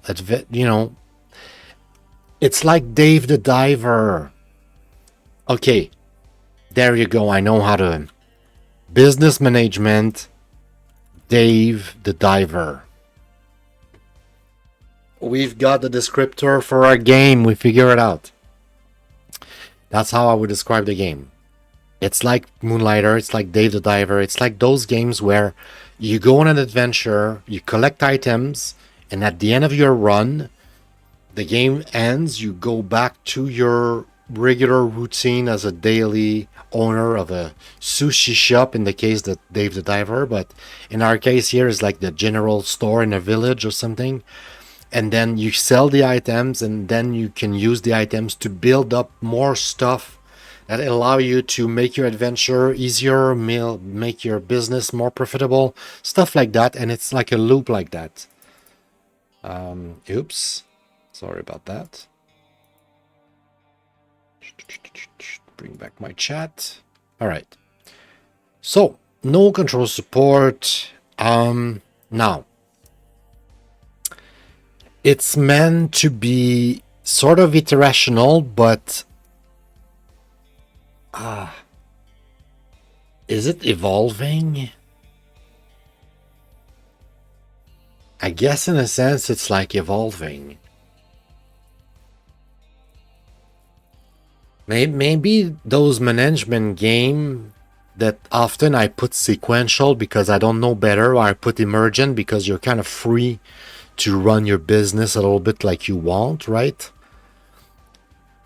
Maybe the true definition in those cases would be closer to evolving, because initially evolving meant that the game evolve over time, right?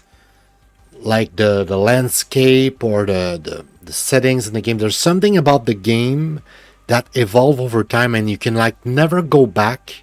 So it's a bit like sequential in that sense, that it's like what you could call linear. Like there's that aspect of linearity, but it's a linearity that's more akin to what is usually called emergent, in which you're usually evolving is reserved to building games. Like think Valheim, Minecraft, Terraria, games like that. You have a game that the world is evolving. The world evolve with you. You can dig. Sometimes the tree grows up and fruits, and there's season, there's time of day and stuff like that. The world evolves. And that game And in games like that, where you manage a business and stuff, sometimes the state of the game makes it so that the world of the management game sort of like evolve in a similar way. So I'm starting to think that maybe it's evolving. Not 100% sure. Now, it's true looting that you're gonna win, right? It's 100% true looting. And it's probably why I'm thinking, that's why I was hinting in my head about evolving, because it's a looting game, and not all looting games lead to evolving type of world, right? But looting games, when we think about like building stuff, you go like in Terraria, you go loot material so that you can use your loot to build your house to accomplish whatever goal you have, because the game sets some goals for you, but most of the goals are kind of your own. Anyway, all that to say, Backpack Hero, same deal. You're managing your business, you're restoring that little village, no matter how ugly the graphics are and shit. I really didn't like the game. So it's a looting game. The world will evolve over time as you rebuild a village. It's... Oh my god. I technically have an avatar, right, when I'm on the map. But... Alright, exactly, it's God. You give order. You don't control the characters directly. You click on the map, you say, go there, go there, go there. In the menu, you select the thing with your cursor. You're like, do this, do that. You don't control your avatar. Even though you have one, you don't control it. You give it order. So it's a God game. I mean, you know, in terms of perspective. Solo experience, very much solo. In terms of difficulty, man, part of me wants to just say it was plain out hardcore. I don't know if hardcore is the word. Also, this is annoying me right now. Why are you doing this, Epic? I'm not a big fan of the Epic launcher compared to the Steam launcher. I think the Epic launcher closes itself every time you launch a game to like save computer resources or something, which is not a bad thing when you think about it. But the annoying thing is like when you close a game, it then opens and it flashes on your taskbar being like, hey, I just opened, hey, pay attention. Okay, so as I was saying, hardcore. It felt hardcore. Darkest Dungeon is hardcore. Until proven otherwise.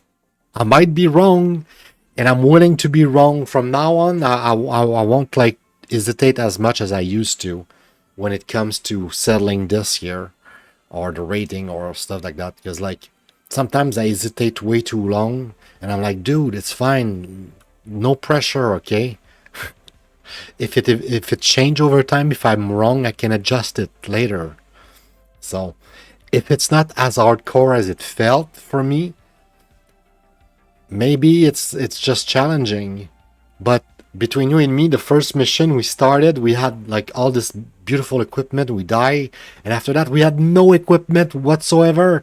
We went on both adventure, we just died to the first enemies we encountered because we had no equipment. Like, that's hardcore, bro. Like, unless I was really missing an element, it's hardcore. And I was saying that I was thinking about it. I thought about it. It's poop.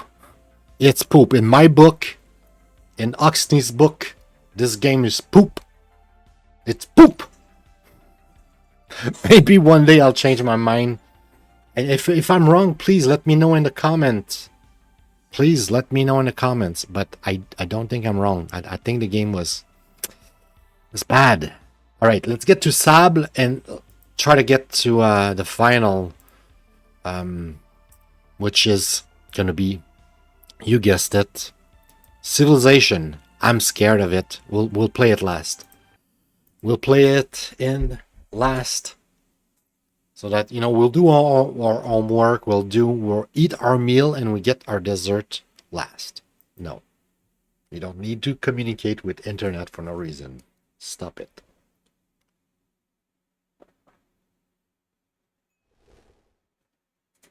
This is most likely a single player game. Okay, the controller was off, unfortunately, when the game started, but maybe there's controller support, baby. Sure. You can show that I'm online, it's fine. I'm online. New game. You like to start a new game? Yes. So this is gonna be one of those artistic type of game, right? With beautiful art and stuff. Try to absorb you in that surreal world or some shit. Or is it just gonna be like a cool, you know, regular type of deal? Nothing fancy. The graphic make me feel like it's going to be like that, you know, that kind of like awesome, visually impressive and stunning type of thing. Maybe, you know, like Limbo, maybe there's going to be like no words spoken. Who knows? Who knows what it is? Well, we'll know. In the next few minutes, you guys, you and me, we'll figure it out. That's the game, right? That's the goal of the show here. We figure out what those games are. What is it? What is this? Visually, I like it, I gotta say. There's something pretty about the graphics. Like there's a simplicity, yet a lot of details to it.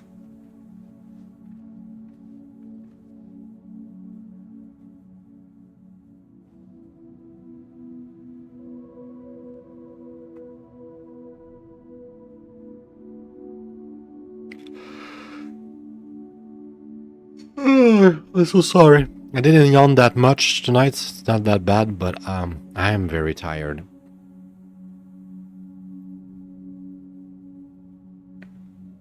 Okay, is the game waiting after me? It is. Quest started. The ceremony. View quest log. Okay, so this is the camera. Ooh, I like the art. Okay, so look at how we run. It's like, I don't know, maybe 15 frames per second. You know what I mean? Like, it's not 60 frames, right? It's a very deliberate, kind of like slow animation. I don't know, like, how deliberate in the sense of, like, maybe it's simpler for the dev. Maybe it's like a solo dev or something. But you can tell, like, there's, like, you know? Anyway, I like it. Maybe it's on purpose too. Maybe it's not just like limitation of like software or whatever. Maybe it's like literally like they wanted to have this effect of. I think it's on purpose personally. It's really neat art. I like it. And also, I think it's gonna be a Zelda. Not sure yet, but it feels like it's going to be a Zelda. We can climb this, I guess. Man, the graphics are cool. I like the graphics.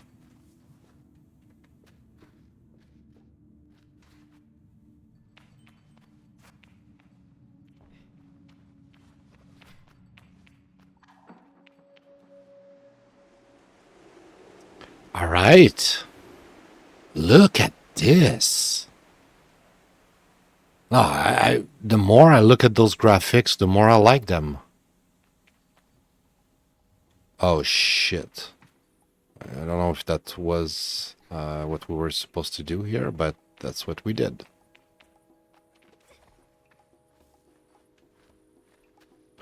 Oh, so it is like Zelda, like, you know, New West ones, where you can climb on stuff. Interesting.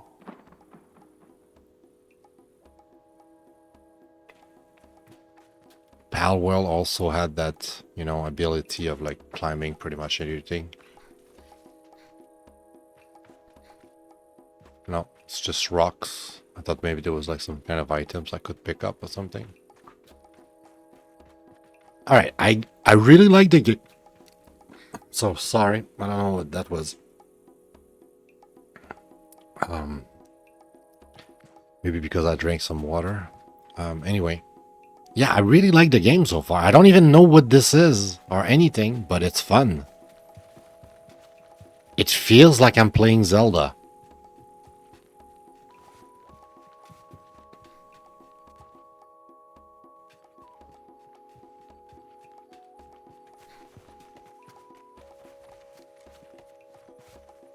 And I'm probably gonna repeat myself a billion times, but the game is very pretty.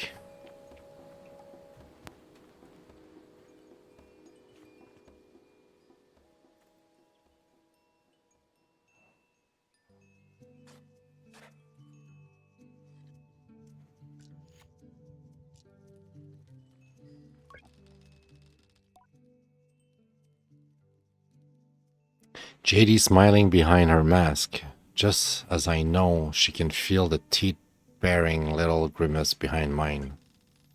I'm nervous. She's softly, sweetly amused. In her eyes, I probably have very little to worry about. You know you have nothing to worry about, don't you, Sable?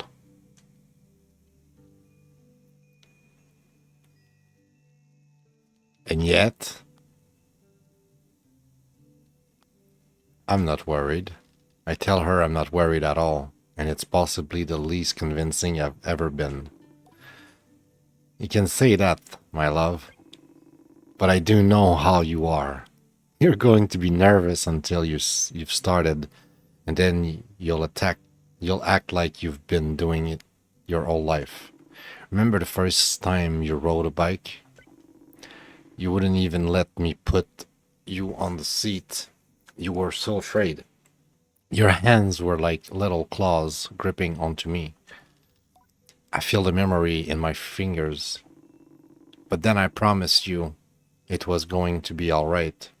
I told you how much I had loved riding my bike as a young woman and how wonderful the wind felt through fabric.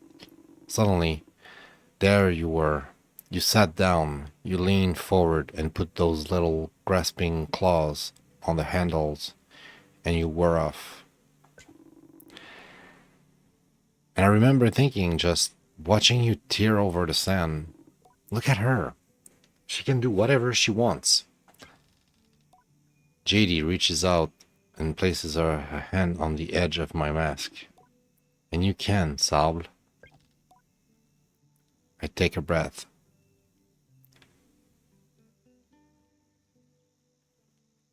I'm ready. I thank JD for the encouragement and tell her with a nod that I think I'm ready. I know you are, so let's get you started. You'll need to talk to Ilal and Driss. Driss should already have made the arrangement for your bike, and Ilal will share something, well, let's say as useful as it is fun. I think I might suspect what JD's saying, but I stay quiet. After that, I suppose we'll see you off. I'll be back soon. I tell JD I'll be back soon. Sable, don't go planning your return before you even left. Take all the times you need. It's a big decision you're making out there. I'll tell her that's why I'm so eager to make it, to choose well and quickly, so that I don't go too far down the wrong path. Whatever you decide, you do so with my blessing, so don't try using me as an excuse to come home early, eh? She knows me. Now, go speak with Ilal. I'll be there to see you off. And speak to Driss as well. I would love... I've told him to arrange your bike with Ciso, but you know how he is. The compass. I have something to give you, a compass to help you on your journey. It's the same one I use on my gliding. An artifact, you might say. I take the device in my palm. It fits naturally there, perfectly weighted and crafted. Each component slides together with incredible, satisfying precision. Thank you. Ceremony. I need to complete. To hold a compass. Ooh. Oh, this is neat. So it points north, and you know, you kind of like have east and west. You don't really have south, but if you have north, you kind of have south as well, right? Makes sense. And you have your destination here. It says, you know, basically go this way.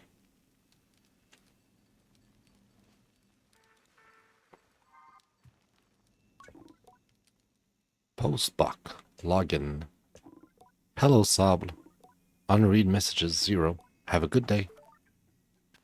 It's a Zelda, guys. I have like 0 doubt right now it's a Zelda. We'll see, though. We'll see how it goes, but...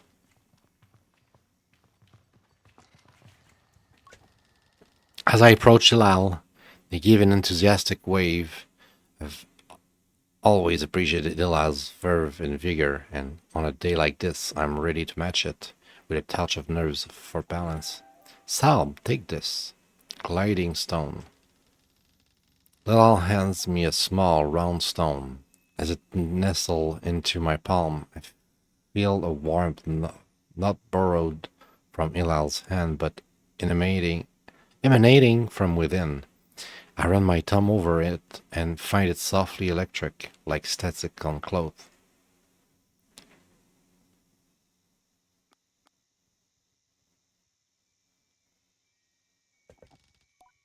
Hilal gives a tinkling laugh.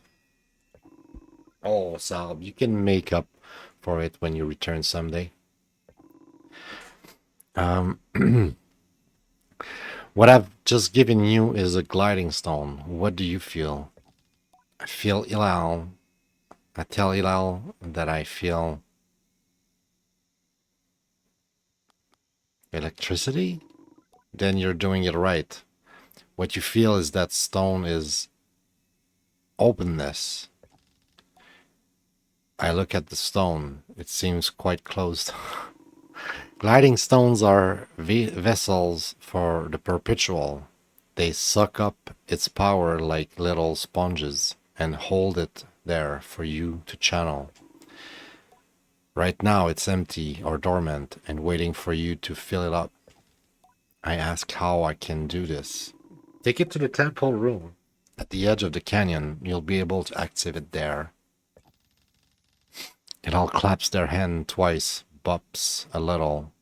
I appreciate their good mood at a time like this. Come back to me once that's done. I want to hear all about it. Also, I'm about to leave. Ilal stops me. Oh, you haven't gotten your bike yet? Have you? It's a bit of a trek to the temple, so go see Driss. He was meant to get that ready for you, yes? I remember JD's words now and tell Hilal I'll go and see Driss.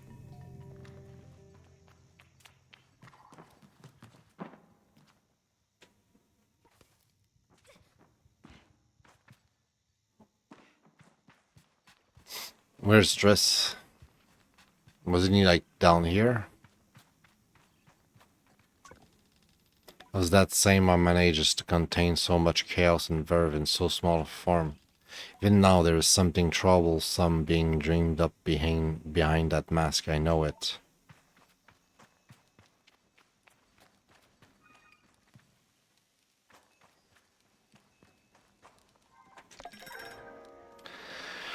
The dye bottle of the color of the red bike. Okay, cool. I found an item, nice. It really feels like a Zelda. There's no way this is not a Zelda.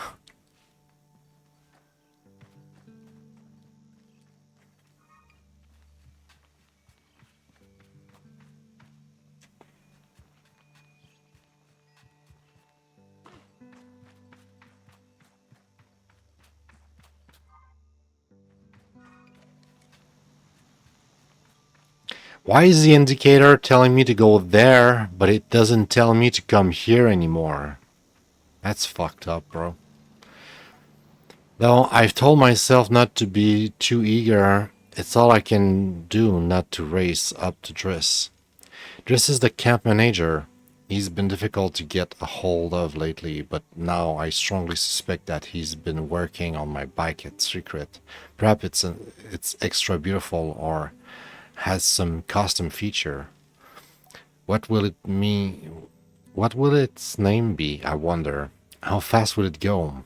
With my legs, will my legs feel sore or will I get used to it? Just turns with a bit of a start. Sal, hello. Hello, how are you today? I was told you have something for me.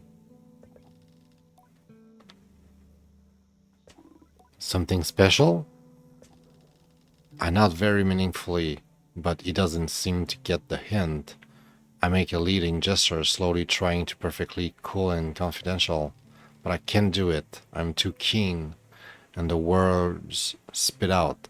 I ask Chris if he might sort of possibly maybe have a bike for me. Your bike?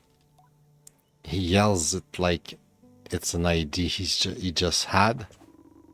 Your bike? Yes, of course, right. Yes, your bike. That was meant to, that I prepared for you because today is your. Did you forget?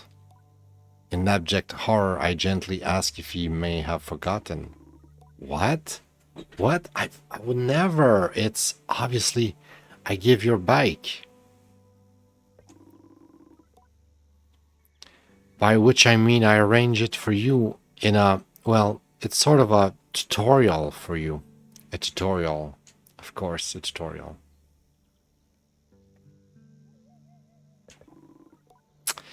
Yes, exactly, a learning experience. You see, Sab, before one can own their own bike, they must prove that they can ride a bike by taking a test ride on a different bike. I think about it and find I've never heard of that part of the gliding, but Driss does seems earnest, sort of. So, instead of worrying about your bike, I'd like you to try this bike as a test. Because it's not our bike. Just gestures to the sand cutter at his side. It's quite old and a little shabby. A tester if ever I've seen one. Well, I guess it's our bike.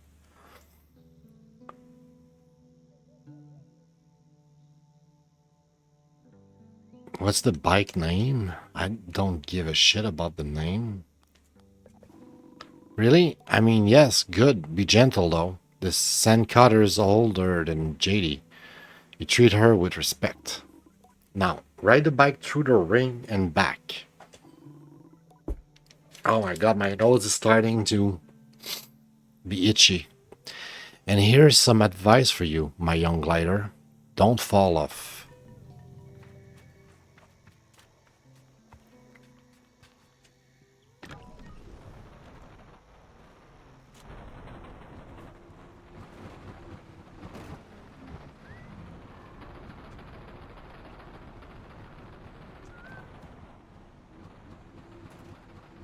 Yeah, boy.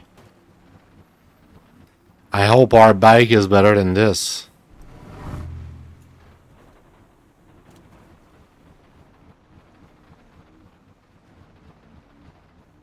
Is there like a day and night cycle and we're getting closer to the night right now? Like, what's happening?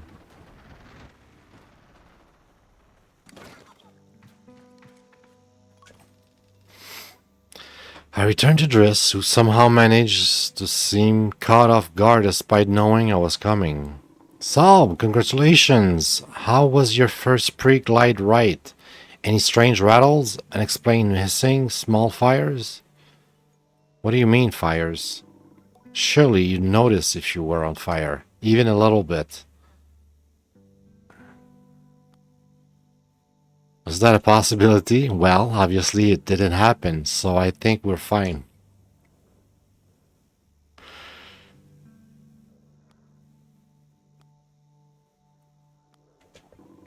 Well, the sun cutter must like you then. It's usually a little more temperamental with new writers, but you're not even a little bit on fire. Have you already been by Hillel? I'm not getting a bike. Am I not getting a bike? Oh my god. All right. I nearly forgot about Hillel, and thanks Driss for the reminder before at least nudging him a little about the bike. I'll ask him if I'll still be getting one. Well, you're getting the use of the scent cutters. That's something, huh? You can borrow it to run your little errands. My little errands? And Hilal's got something to show you, too. Help you out with more of that mobility you're after. With my confidence in this exercise only lightly tarnished, I thank Driss very much for his help in his bike, and I depart for Hilal. Alright, I'll tell you what, guys. Next time I'm this tired, I'll just cancel the show and, try to record it in the morning, because, man, I'm tired. The game is really good so far, though. We already talked with... Strange question before I make an excuse to make my leave. Okay.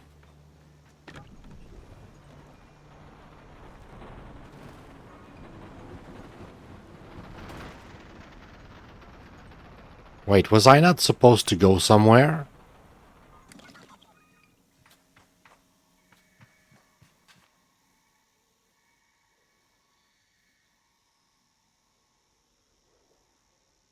Why is my objective to go...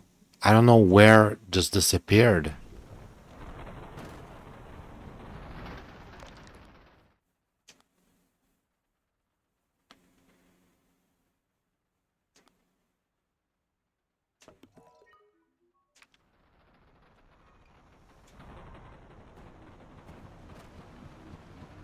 I'll try to go. I don't even remember exactly where it was, but... I'm confused now.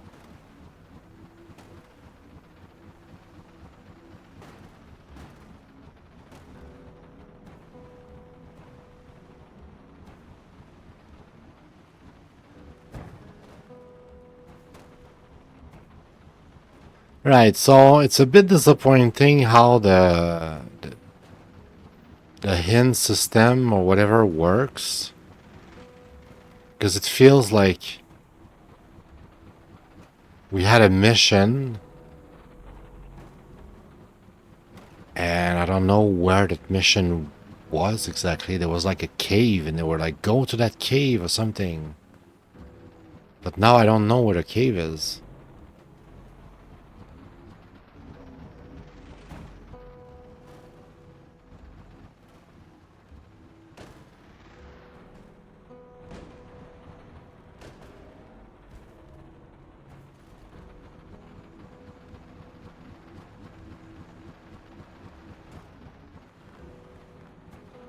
Looks like some sort of dungeon or some shit. There's like something to do. There's an adventure here. Alright, I guess... I don't know how long we've been playing. Maybe already over 20 minutes. But... we never get into any, like, action, so to speak. So I guess I'll go talk to the other character, even though we'd already talked to them. See if they can give me the quest again or something. Where are we coming from anyway?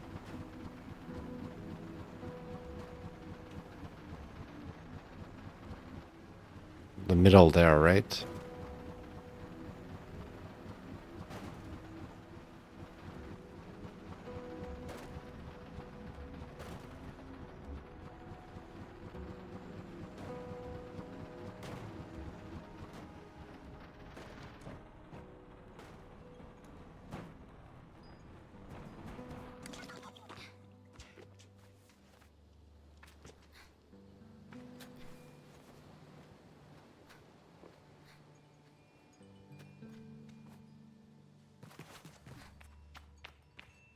If I speak to you again, head over to the temple. I promise to be worth the trip. Alright, now if I...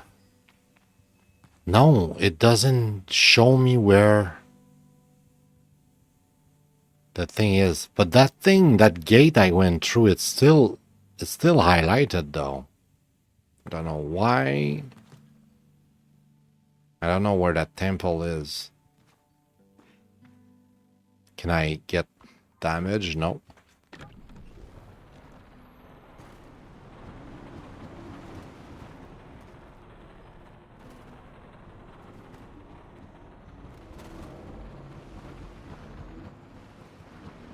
I don't know where that temple is, so I'll go this way. Try to explore, but at this point, I kind of want to stop playing just so, you know, we can move on to the next game, right?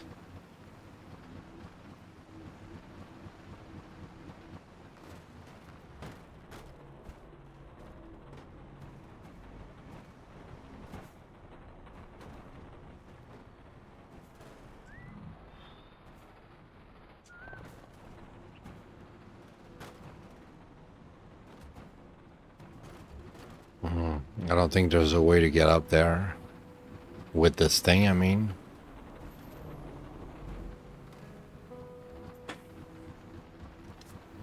Maybe the temple is like this way. Looks like there's a temple this way, right? If somebody tells me go to the temple, I would go this way. At least up there. I'm probably gonna have to find a way to climb.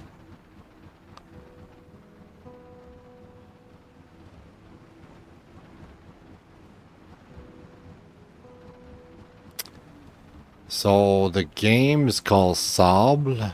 Our character is called Sable, and we are in a goddamn fucking desert. That's a lot of sable.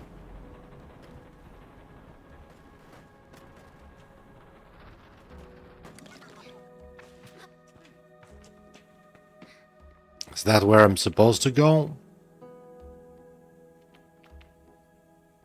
Or is that where we started the game?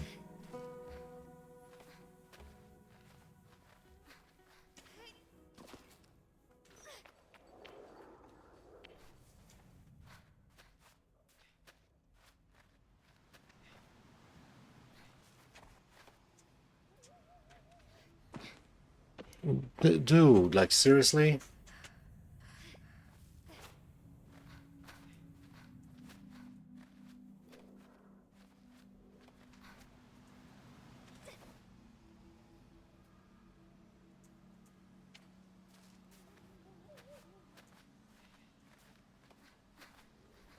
Okay. So we're back in here.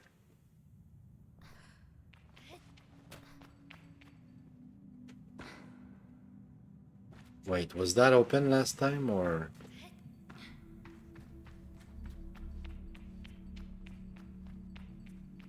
I think that's where we started the game. We started the game here.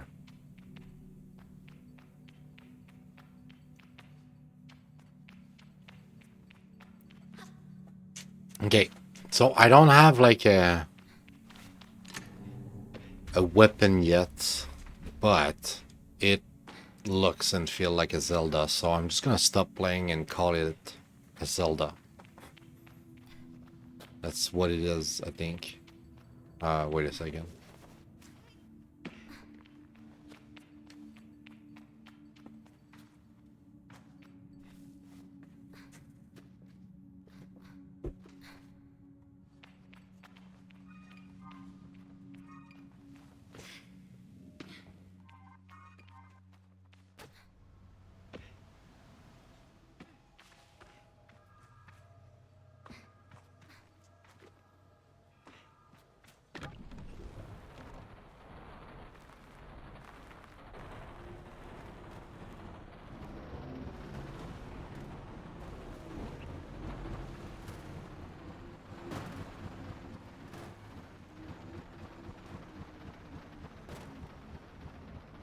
Yeah, I really don't know where they want me to go. Now that the hint is gone because we spoke to one guy before we spoke to the other guy, which is weird because, you know, the first guy was literally, you know, closer to us than the other one. So like a lot of players must have done the exact same mistake I did.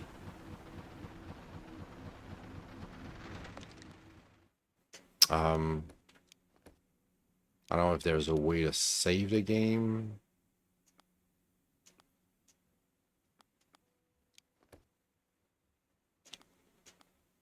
Quests. Bike part. Fishing. So yeah, quest, fishing, badges. But yeah, it looks like it's going to be a Zelda game, honestly, guys. I don't know what it is exactly. But that's the first impression it gives me.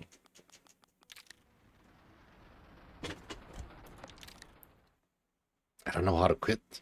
How do I quit?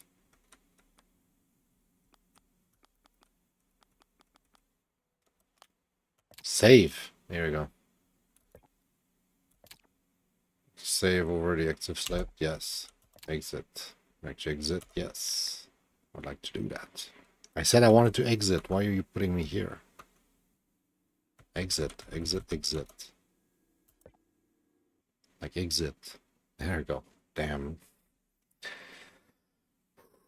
Alright, I am super duper tired, but there's one more game, so I have to find the energy to do it. And it's a game we all know, so it shouldn't take too long, right? Okay, so what is it objectively speaking? I don't know the rating I'm gonna give it yet. It's close to a 5. Let's say I'm gonna put it this way. I think it's a 4 officially.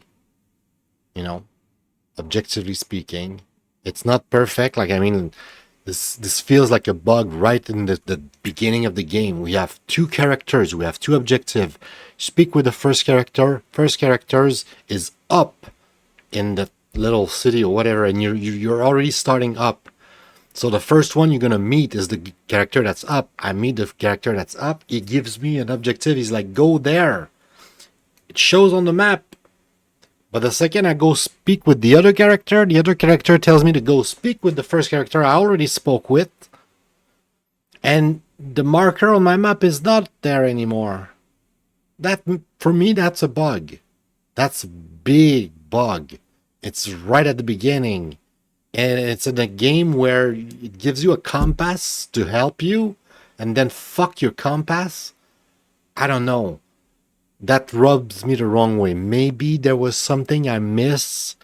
It was a system. I toggled something off and it changed the objective or some. I don't know what happened. Maybe it's not a bug. Maybe it was just me. But it felt like a bug. And I was kind of like, you know, it really slowed me down, that's for sure.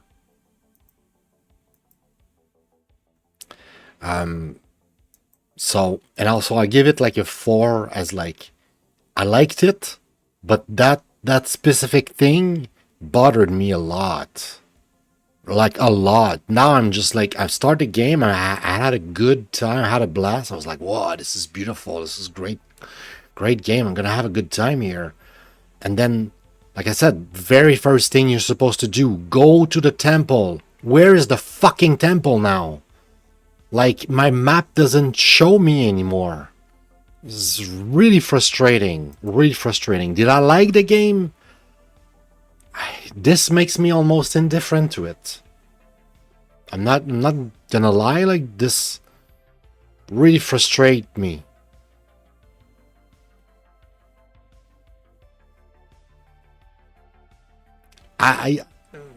You know, exactly. That's gonna be the rating here. No heart, no poop, just nothing. I'm indifferent. I was kind of into it. I was kind of looking forward to it. But for the third or fourth time or fifth time, that one bug, that one problem with the navigation really fucked me up. I don't know if I want to play more. Metroidvania sounds like a weird description here, but for me, Zeldas, are Metroidvania. So I'll put Metroidvania, Zelda OOT, and one day Metroidvania, like I might have said at least in 1 or 2 episodes in the past, I'm starting to think that there's a lot of those category, that those game genre, right, that I'm gonna all put in one. I'm gonna try to make a table like in the table I have here already, right? I'll try to like make another column, and then the second column is gonna basically for each of the type that I have right now. Like shmup, for a good example would be shmup. So like we have shmup here. I'm gonna make a second column, and then the second column is gonna say shooter. We're gonna have something like first person shooter, and it's gonna be shooter. And all of the games that like twin stick, what was the other that I had? Twin stick, reversed bullet hell, all of those shooter. I'll just put them in shooter to make it simple. So Metroidvania, I think over time eventually will become something like maze, because when you think about it, the Zelda Metroidvania, what is it essentially in structure, in essence? It's a big giant maze, and you need to figure out how to navigate the maze. That's what it really is. It's a maze, and you need to figure out how to navigate the maze. And sometimes you have to go in some dead ends on purpose to collect an item that allow you to unlock a door in another corridor, but it's a maze. Really, that's what it is. So I'm going to turn all of these into mazes. Also, Civilization, I'm not going to get the rating yet because we don't know. We haven't played it. Probably going to be good rating, but maybe, who knows. What is it though? Management. It's empire management in this case, you could say. Civilization. I guess for management, I already have this experience from trying to classify, categorize games on my Steam account, and I had so many games in management that I had at some point a ton of folders called management this, management that, and one of them was management empire, because there's a lot of games where you manage a city or you manage an empire, and managing a city and managing an empire, not the same thing, not the same deal, not the same game at all. That's, yeah, definitely not the same. I was playing with a controller, right?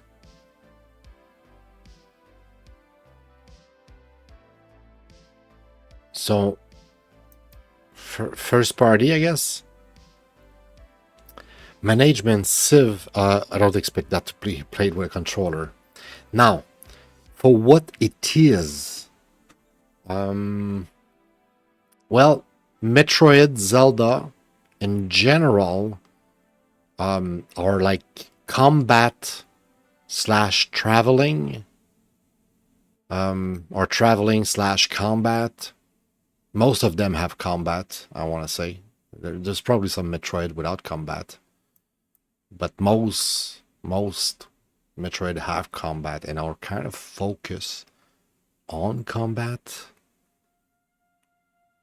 In this one though, it's really more on the traveling aspect, it feels so far. It might even be a game where you have object to defend yourself and do stuff, but maybe you're never gonna like attack. I don't know yet. I'll have to play more, but it looks like it's going to be about reaching point A or point B, Not reaching so much point A, but maybe, go back to point A, go back to point B, go back to point C or whatever.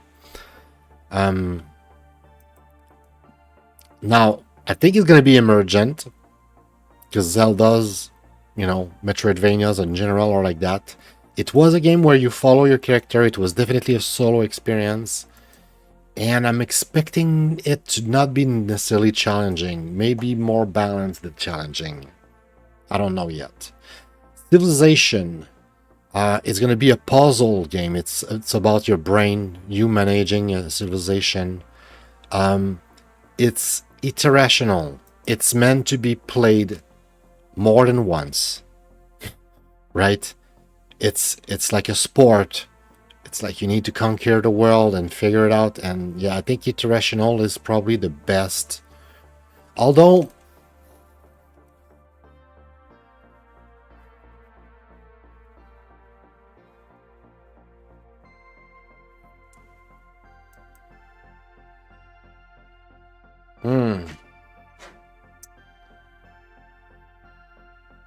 is it?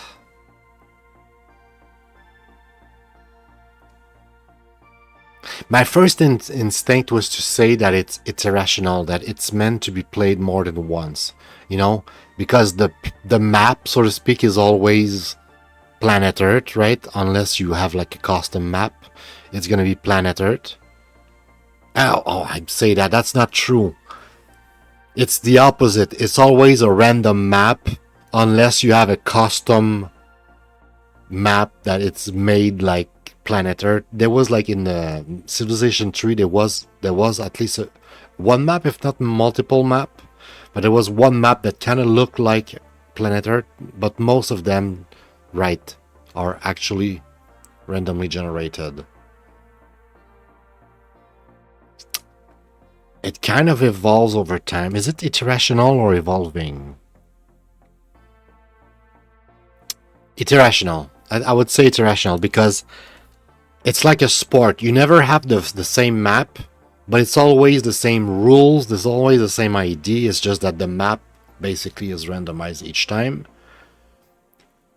And it's meant to be played like a sport over and over again. And your mastery of it is kind of the reward and the goal and the whole cycle in a sense. I mean, you can play with other people, but I think it's mostly a solo experience. It could be a multiplayer, cooperative, or competitive thing, but if it was a multiplayer, I think it would be, by definition, a competitive game because Civilization is about you conquering the world, basically. It's about you winning and being the best civilization, I think.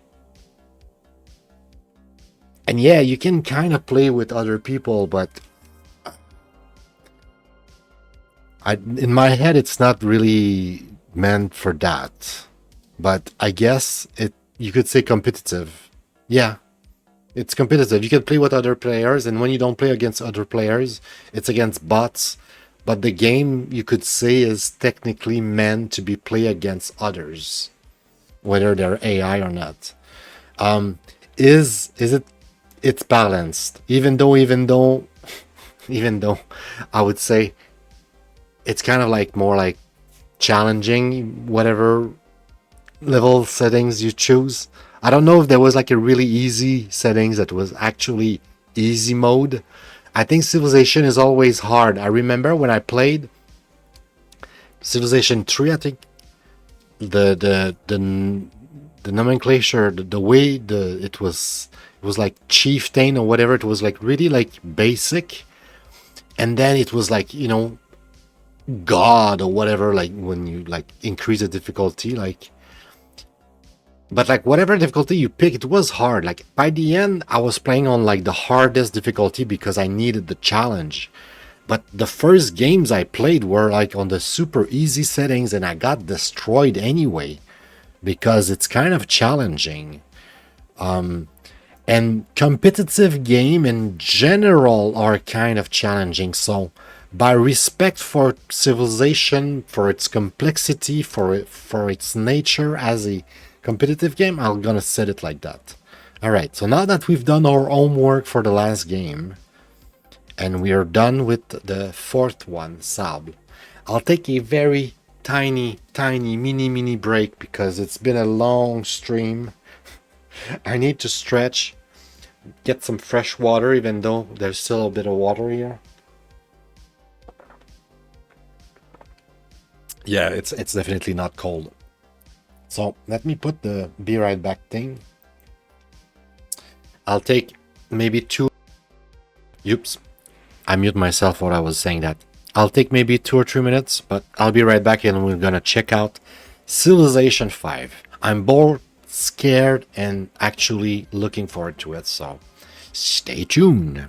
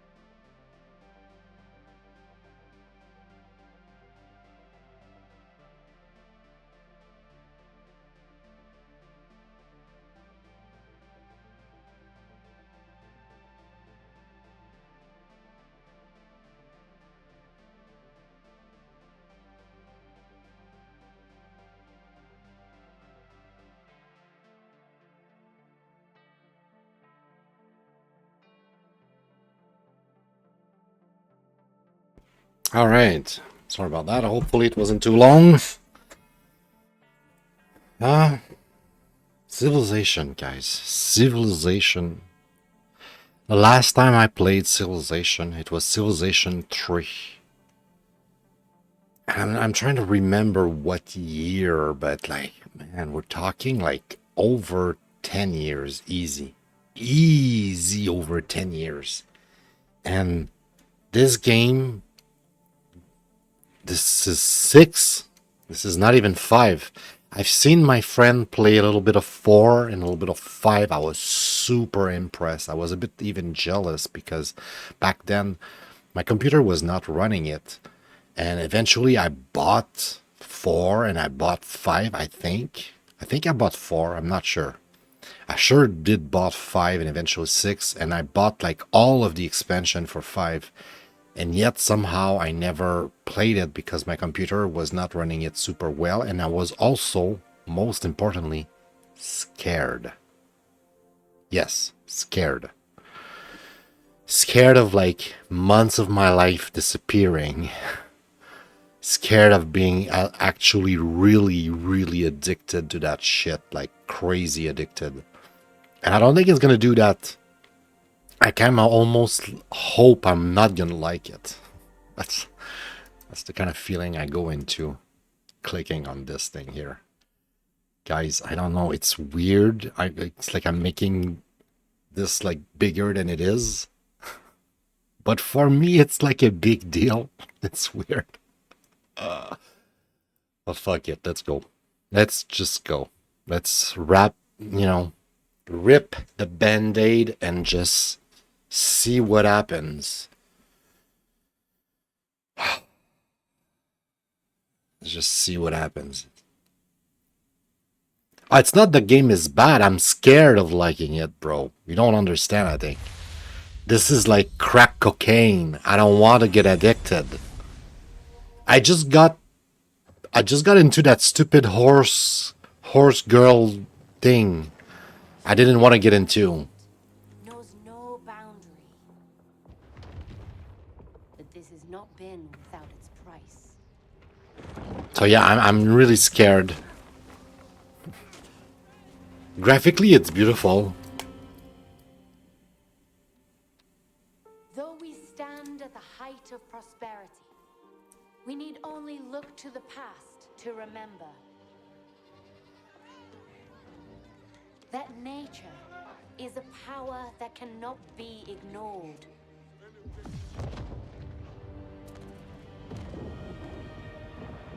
Consuming even the mightiest empires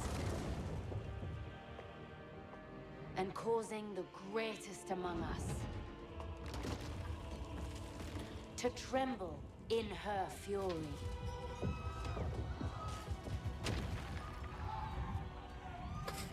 All right. Cutscenes are nice. The human spirit endures, finding ways to coexist with the earth.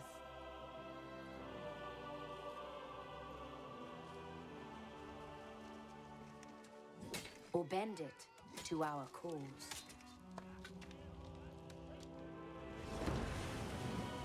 Pursuing a course beyond distant horizons. Yeah, you want both as soon as possible because you don't want to be the last one to explore, that's for sure. Both towards innovation. There's nothing worse than playing this game and you see little boats around your place and you still don't have boats and you don't know who they are and you don't know what they're doing, where they're going. You're like, "Rrr." You need boats. Our survival Good boats. necessitates new solutions to Ooh, that's cool. Oh yeah, there's clearly gonna be like new technology and new shit I haven't seen. both for ourselves and generations to come. United in purpose, we must now look beyond borders and welcome the dawn of the next era in human civilization.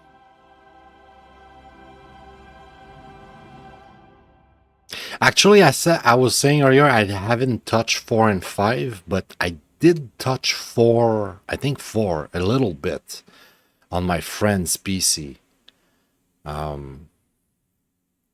Because even though I didn't have the PC to run it and I was just like playing Civ 3 instead, my friend had a good PC and he was playing 4 and then 5. And I know like in 4 and 5 you had like more ways to win, so I'm expecting it's going to be the same here. Blah blah blah blah. I agree to all. Nobody cares. Fail to determine graphic device capability. Please set your graphic option manually. Oh, great.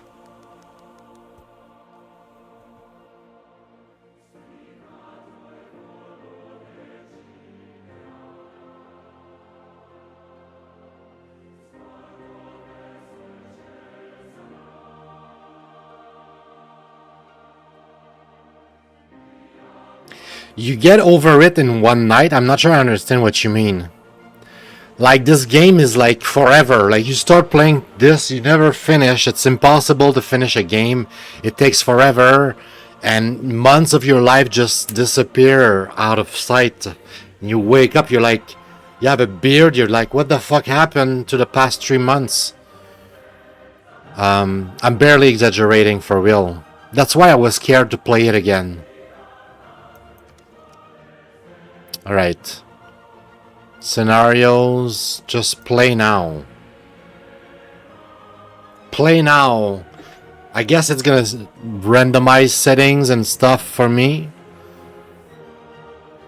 I guess I was supposed to create game. Great beasts of the Stone Age. To man taking his first upright steps. What's happening here with the resolution? Now begins your greatest quest. From this early cradle of civilization on towards the stars. Mansa Musa, great king of Mali, you are blessed with wealth beyond comprehension, yet you remain uncorrupted. Raise your eyes from the marketplace to the heavens and satisfy your heart's great yearning for peace. Protect the prosperity of your people, and history will write your name in golden letters. Okay, I'm gonna guess I selected like random,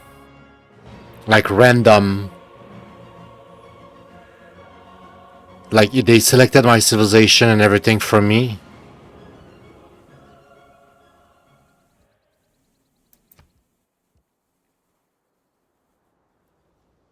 Your voice heard amongst the other civilization in the well. Okay, I should have created a game, I guess. But I just wanted to play now, so, you know, decided to try to save some time. That's also an important part of the new diplomatic victory. Proposal are sent before the World Congress for vote, and it comes in 2 types: resolution and discussions. Okay, this is definitely new, it's different. Resolution affects all civilizations, such as bending a luxury resources or gaining extra. For each copy of the resource. Discussion or potential scored competition or emergencies that members of the World Congress may join, like World Games or a religious emergency. Members can summon a special session if they have an emergency they need addressed, like a request for aid after a natural disaster. Okay, sure. Diplomatic favor, okay.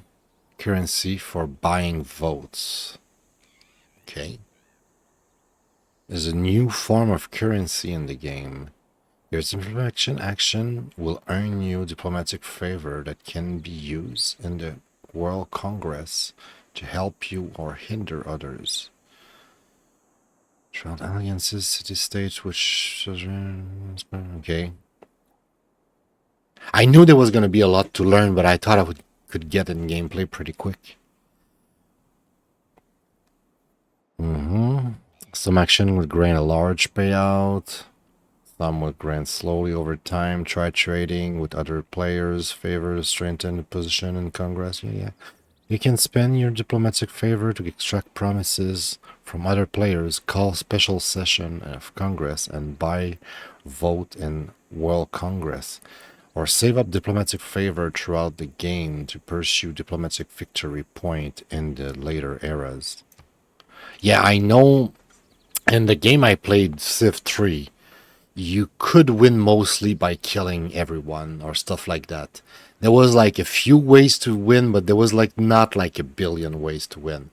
I know in Civ 4 and 5 they added stuff like religion and stuff where you could have like a better, bigger culture, and like your culture would influence so much that you didn't need to attack people from the other country would just convert to your belief system and your stuff and ask to join your country and stuff.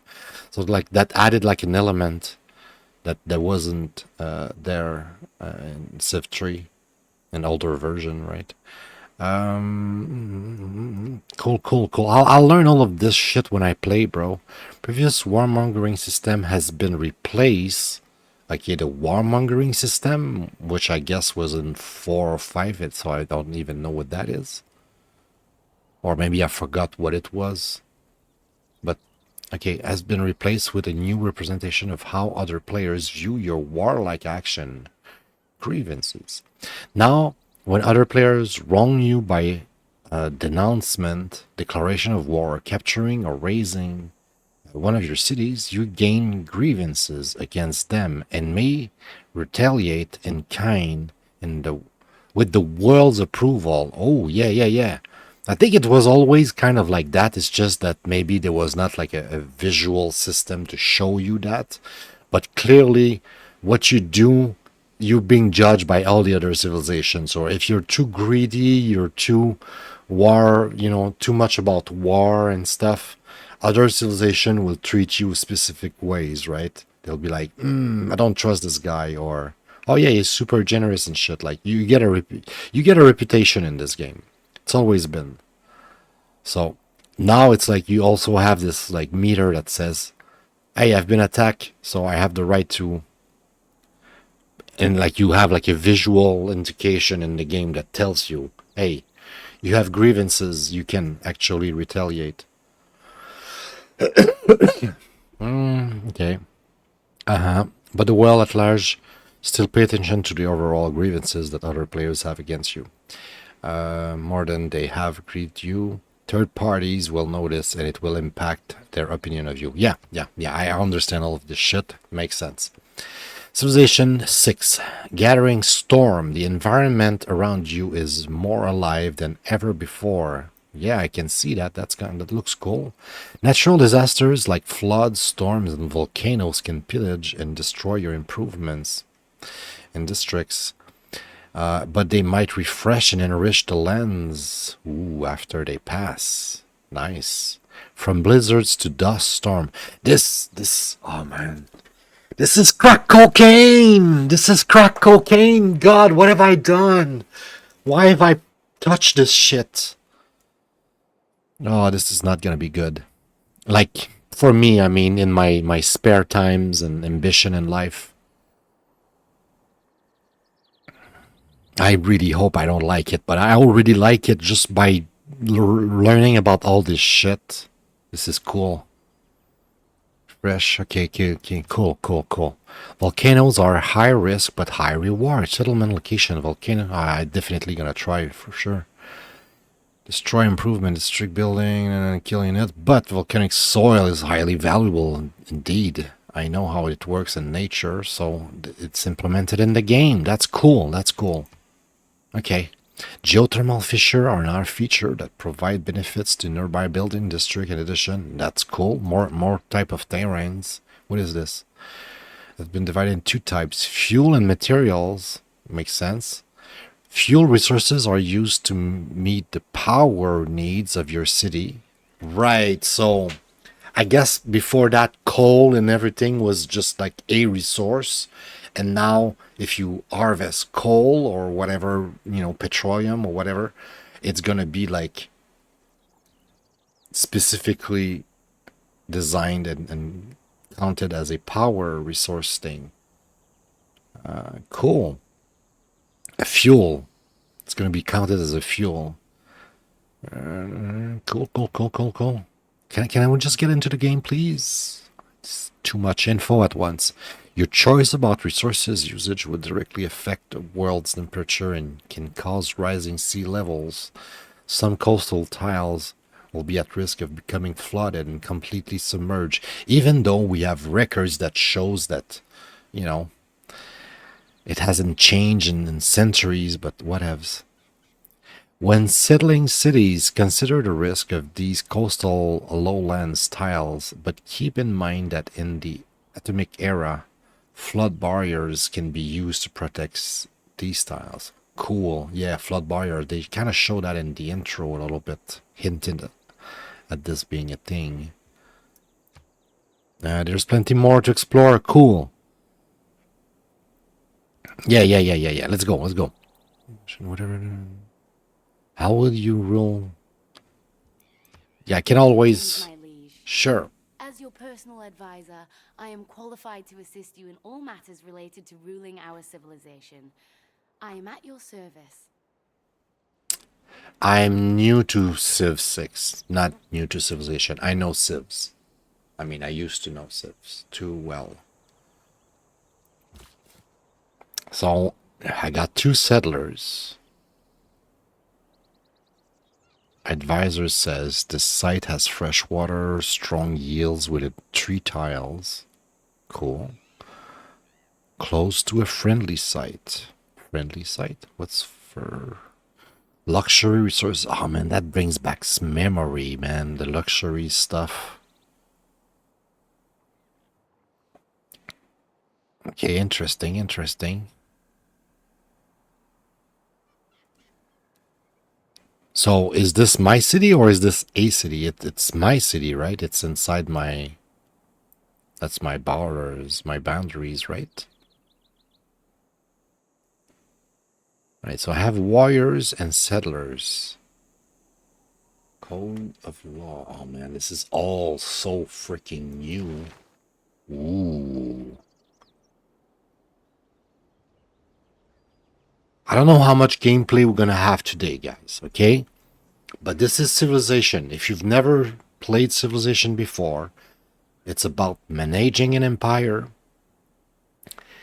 And it's one of the most essential game. You have to play one of the civs.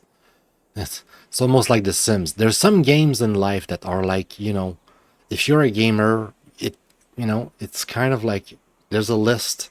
Skyrim and all. I need to play Skyrim. I did play Skyrim a little bit, but I need to finish it. My point is, Civilization is like a classic. It's legendary. Everybody knows about it almost. And if you haven't played it, you know what it is without having played it, most likely. If, like me, you've had the pleasure / mistake of playing this in the past, you've seen months of your life just disappear. Just a blink of an eye. Your beard just... You're like, what the hell happened with my life? I was a king. I was a god. I conquered the earth. You know? Good game. It's such a good game. It's just such a power trip. It's good. It's really, really good. Great people. Great people. Not great people. Okay. Interesting. So, this, once again, is like probably something they added in 4 or 5. Interesting. I mean, we had legends or whatever. We had great people in Civ 3. But like, it was just like a random thing that would occur. Like sometimes your civilization would produce a great person in whatever one of your city. Or I think it could also happen that you conquer in somebody else's civilization and you inherit one of their great people that live in one of the city you just conquered. That was also a thing, I think, in Civ 3. But here it seems like you have like literally a table that shows you who you can eventually recruit and how to like you have like some sort of progress and some sort of currency maybe. I don't know how it all works for now. Ooh, Climate. And oh my god, CO2 level. You stupid retards who don't have any clue how CO2 in the atmosphere work, and you want to lie to people to the point where it's implemented in the game. Ah, I kind of like it. This might make me not like the game. This alone might make me angry to the point where I don't want to play the game. Might be a good thing, guys. Might be a good thing for me. You know, like it adds a level of complexity to the game. Might not be a bad thing in terms of like play wise. Like, you know, it might add a cool complexity to the game. But in terms of, you know, realistic, in terms of like, does it make sense in real life? In terms of like, do I want some kind of bullshit lie in my games? You know, kind of politic being pushed on me on my games? No, not really. I don't want that. Especially when I know it's bullshit. I know how CO2 works. I know it's like the food for the plants, and we are at like an historic low level for the planet. We're like in a danger zone. If we keep lowering the CO2, we're all going to die. You, me, plants, everything. Anyway, let's not get angry with that bullshit. Let's try to play civs. I have settlers. How do I do movement? How does this work? It's been a while now. I thought I could just select it. Okay. I wanna move it. How does that work? Move to. Okay, if I click move to. Oh, okay, there you go. Interesting. I like it. Okay, so it's gonna take me 3 turns to get there. Okay. Do I need to go to the city with my settlers? How does that work? I'm guessing the city is already mine, right? Like those 2 cities are mine? And I'm just expanding somewhere? There's another city here? I'm confused a little bit how this works. Can I see my empire? Lens, maps, option, map, track, map search, toggle. Yeah, I know settlers found new cities, but there's 3 cities here, right? And there's a border. So, for what I understand of civilization, the city within my borders are my cities. So that would be somebody else's cities from some other empire, some other civilization. And I'm guessing I don't need to go there because, well, that is clearly... Oh, no, that's the range. Okay, that's the range. Right? That's the range in one day because when I select them, the lines are here. So yeah, this is not the line of my civilization. I want to see my civilization. Do I have like nothing? And there's like actually like 2 cities right next to me? Or is it just... Oh, no. Let me guess. And you can confirm if I'm correct. It just shows me that this here would be a nice location for a city. Or this would be a nice location for a city. Is that what I'm supposed to understand? So like if I click on this and I say move, found city, I can click here, it moves. And then next turn I can find my city here because it's a good location. I think that's what it is. You can confirm it if you know, but I think that's what it is. Okay, there's fish here. My settler is here. I don't know what that is, but I'll move my guys. Move them. Move them. Here. The wicked king pursued the lovers Juan and Maria on his swiftest horse. As he overtook them, Maria flung down her ring, and at once rose up 7 tall hills, and the king was slowed. Okay, that's cool. It's like it's making up lore about the place or something. Natural wonder discovered. So we discovered Chocolate Hills. Is it my my guys here who Civilization has discovered that? accomplished Yeah, something Chocolate historic, Hill. worthy of being celebrated and remembered for generations to come. Really? These accomplishments help our civilization reach a golden age and avoid a dark age. So discovering Chocolate Hill here was an accomplishment worth. Okay, sure.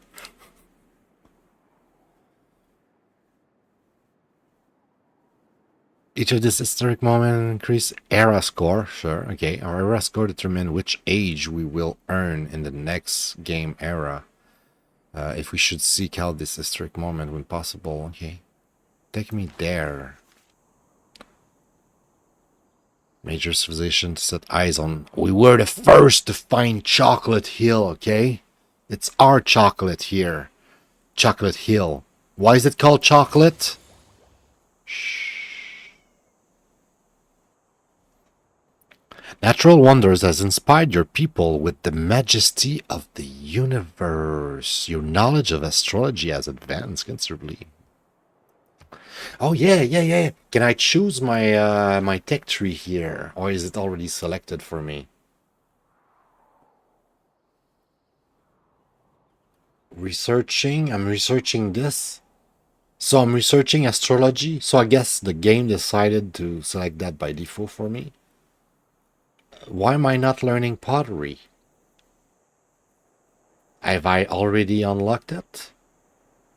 Because it doesn't look like it.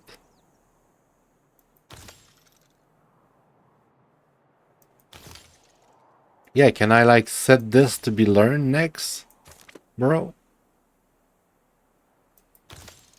Oh, I see. Okay, so I can select, but this one I would learn faster because it's boosted. Sure, but I need mining right now. Realistically, I'm gonna go put a city over a mine or whatever, big resources, something. We need to mine next turn. Okay. Is there anything else I can do in my turn? I move both of my units next turn. Okay. Dude, I'm already addicted. I only did one turn. I want to do more now. Fuck, this is like crack cocaine. Okay, build. Found a city. Can I name it? The fuck is that name? No, I name my city, bitch. I name my city. I name it. Nah. It's not called Naini. Naini? Fucking dumb name is that? No. Change, no.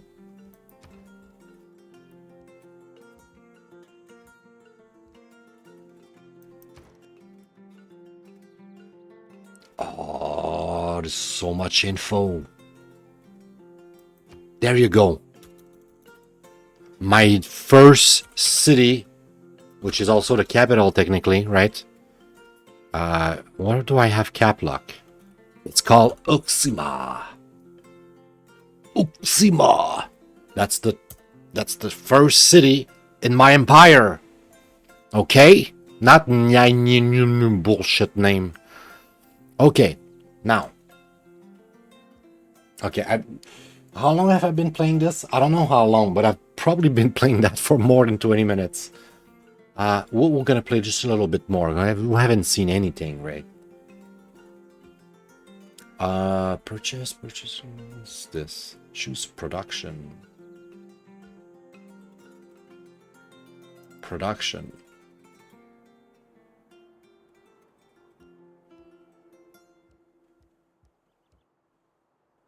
Ooh, do I want more scouts? I guess we need more scouts.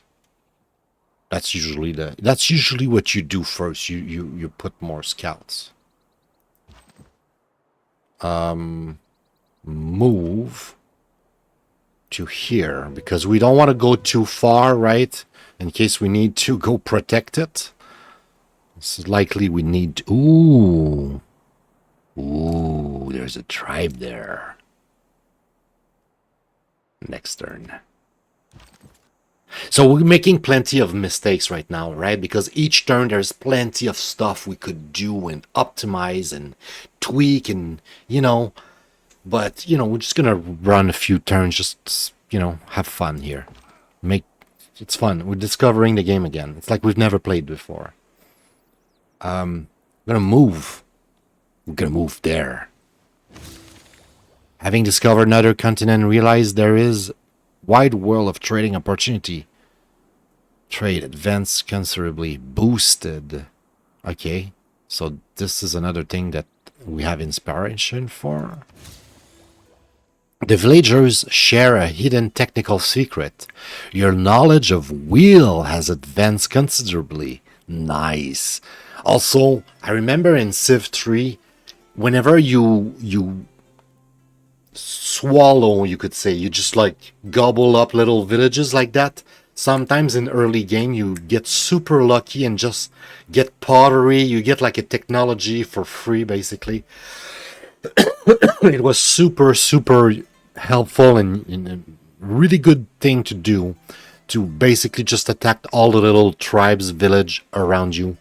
Just eliminate them, because one, they can eventually cause problem later, but two, you can get random bonuses. And in this case, you didn't get the full thing. It says only like little bits of it. Like, you know, it boosted our knowledge of wheels, but I think it's cool. What else? It's already next turn because our settler settled. So it doesn't have actions per se. Our production is producing. I don't know anything yet that I want to manage, micromanage, and deal with right now. So we're just going to skip turn. It's our turn again. We can move our little unit. We're going to go and go this way. It's going to take 3 turns. So 1 turn. 2 turn. And we're still not getting attacked, which is good. Inspiration. The villagers share the secrets. Oh my god. Guys, I don't want to play this all night. I'm scared. I'm scared. I wanted to play DEATHLOOP tonight. Or my horse girl thing that I really like for some weird reason. It's a really good game. It's basically horse racing, but it's, you know, cute girl racing instead. I don't know why. It's a good game, okay? Don't judge. But this, my god. I was like, I'm not gonna like it, right? It's gonna be too complex. Relearn all the systems and start learning all the new systems. It's good, bro. It's good. Even if I'm fucking up right now, like I know I'm not playing optimally, right? Because each turn there's gotta be a billion things. If you have the knowledge, you'd be like, oh, I can adjust this, I can adjust that and stuff. And right now I'm just making settlers. Where's my settlers, by the way? 3 turns until completion? Bro, this is way slow. I feel like my city must not be that productive after all. Or they changed the rate at which you create units, because I feel like making a settler was pretty quick back then. Anyway. Unit needs order. Arr! Let's move!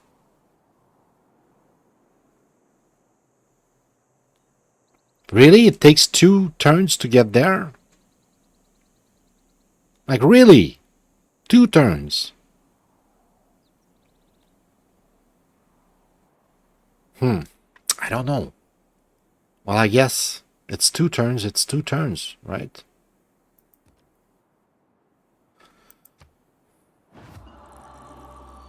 Do I have a settler yet? No. Choose Pantheon. Choose a Pantheon. Interesting. Choose a Pantheon belief. Okay.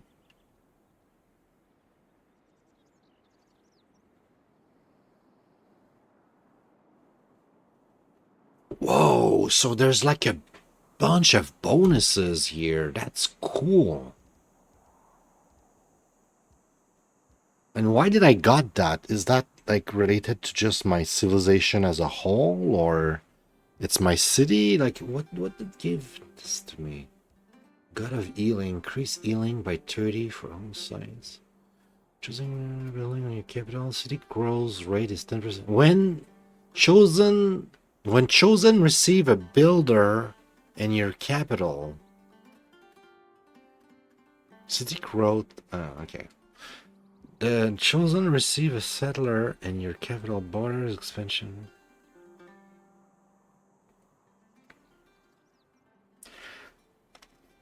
Okay, 25% production towards districts and cities without a specialty district. That sounds like a good perk. It's been too long, but that sounds like something good. Also, this sounds good. +1 to culture from plantations.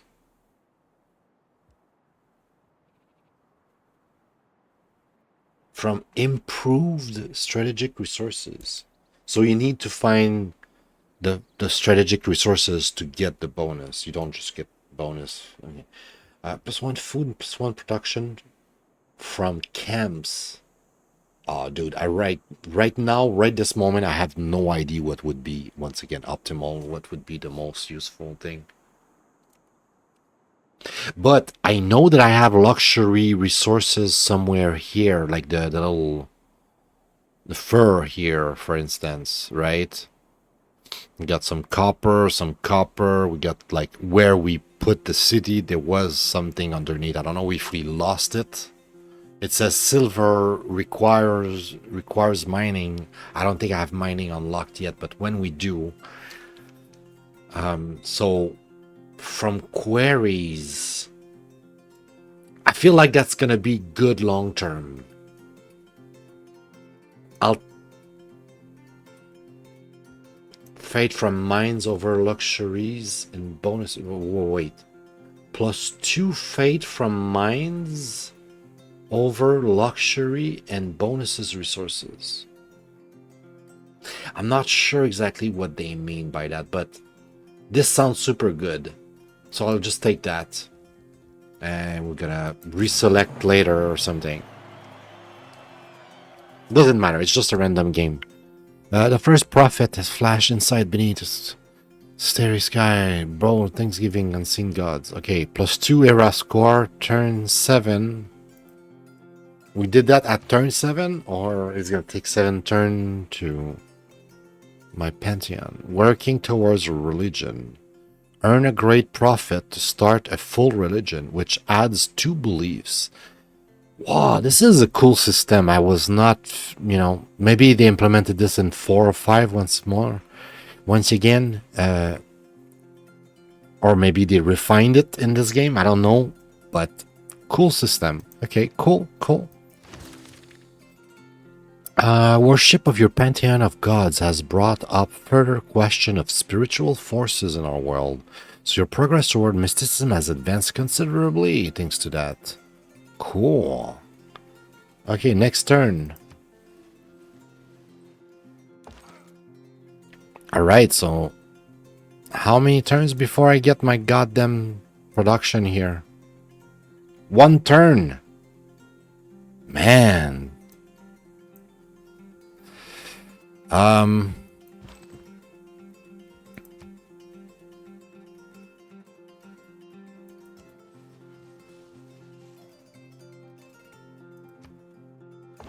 Reconnaissance units like scouts are unique in that they can gain experience by exploring and discovering parts of the world. Tell me more. Okay, maybe not. I said tell me, not to make me read. It's like... Now my production now. Hey, how do I select the production? Oh, wait, it's selecting my scout. I guess scout are gonna go this way too, right? Because I want them to be protected. Because that makes sense to me. Let's go. Now, my production here. I don't want to produce another scout. How do I change the production?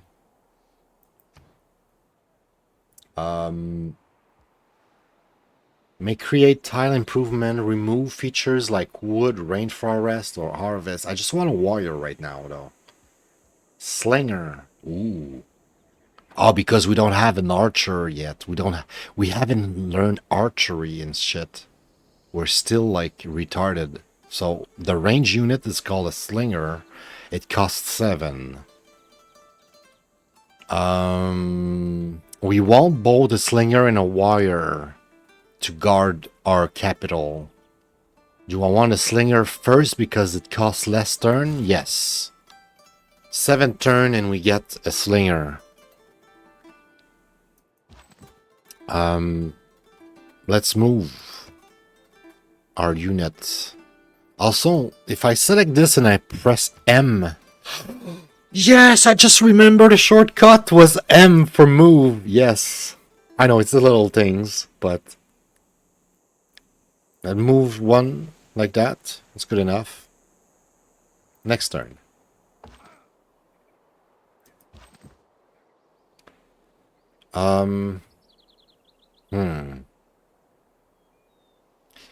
Wasn't there like a city somewhere in here? Oh no, it was like an icon for a city, like, hey, you could establish a city here. I think, right?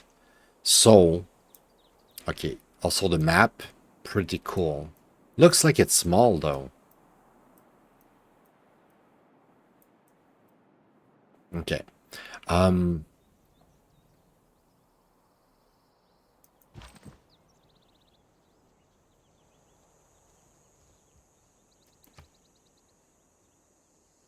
I'll move back in this direction. Unit needs order. Which unit? This one? Which units? Yeah, because I took the location where I was sending them, now they don't know where to go. I get it, okay.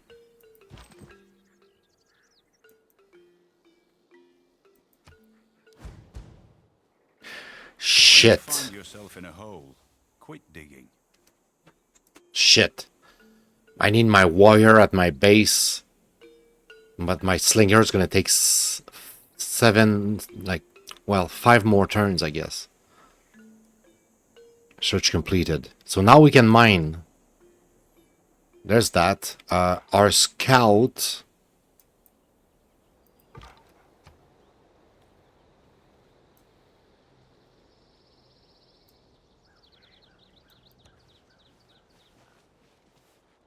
Oh, okay, this looks like a dead end here.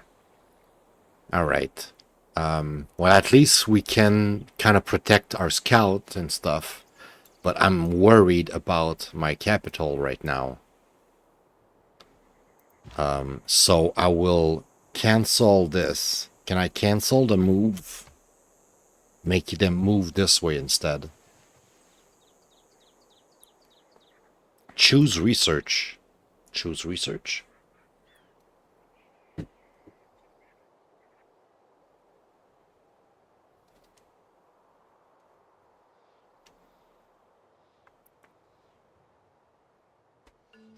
Yeah. On the old game, you could have like different size. Like there was like small, medium, large, whatever it is. Like maybe 5 or 6. There was like a lot of size.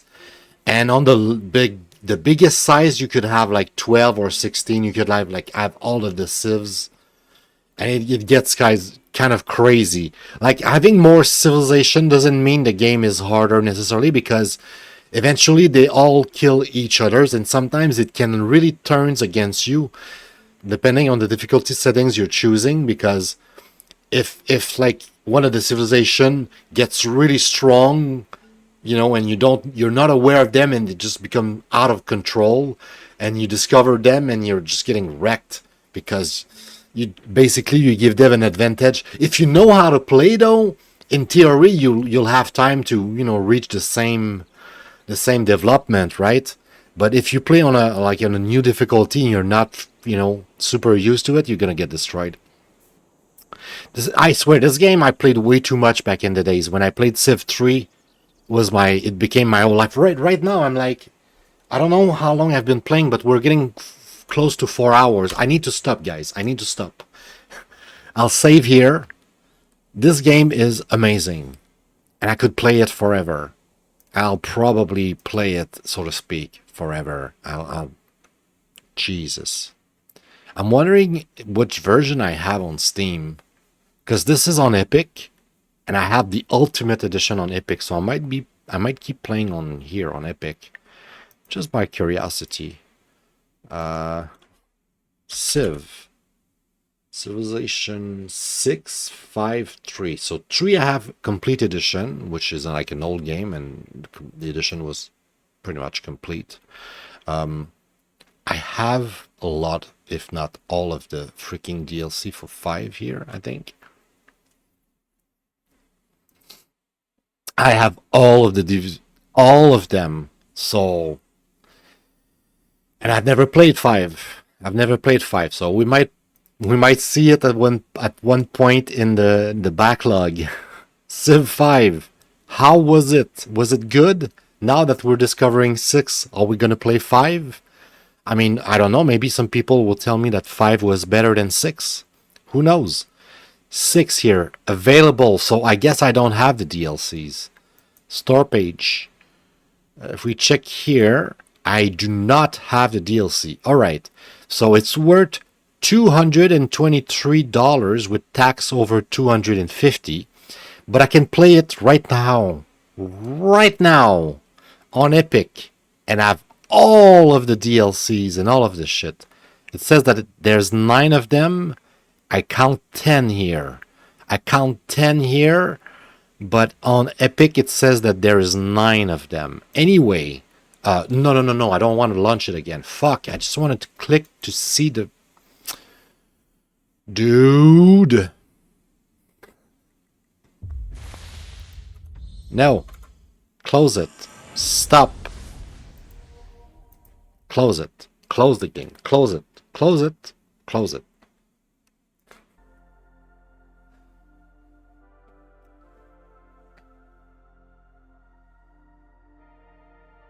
It was easy. Yeah, maybe the easiest mode, or maybe the game got easier over time. But I remember the Civilization 3, even the easier level, the first time you play and you don't know how to play, you get destroyed. But over time you learn how to play, and eventually the first difficulties are not that hard. So you start increasing the difficulty, and I remember there was like a difficulty in Civilization 3 called something like God or whatever. It was like, you need to be a fucking god. You need to be like the best of the best. And I was like, let's fucking go. And I was just playing on that mode, and it was intense, but it was fun. It was fun. Like, I played too much of Civ 3, I swear. It traumatized me to the point where I'm scared of it. I'm like, I don't want to play Civ because I'm scared that I'm going to lose months of my life.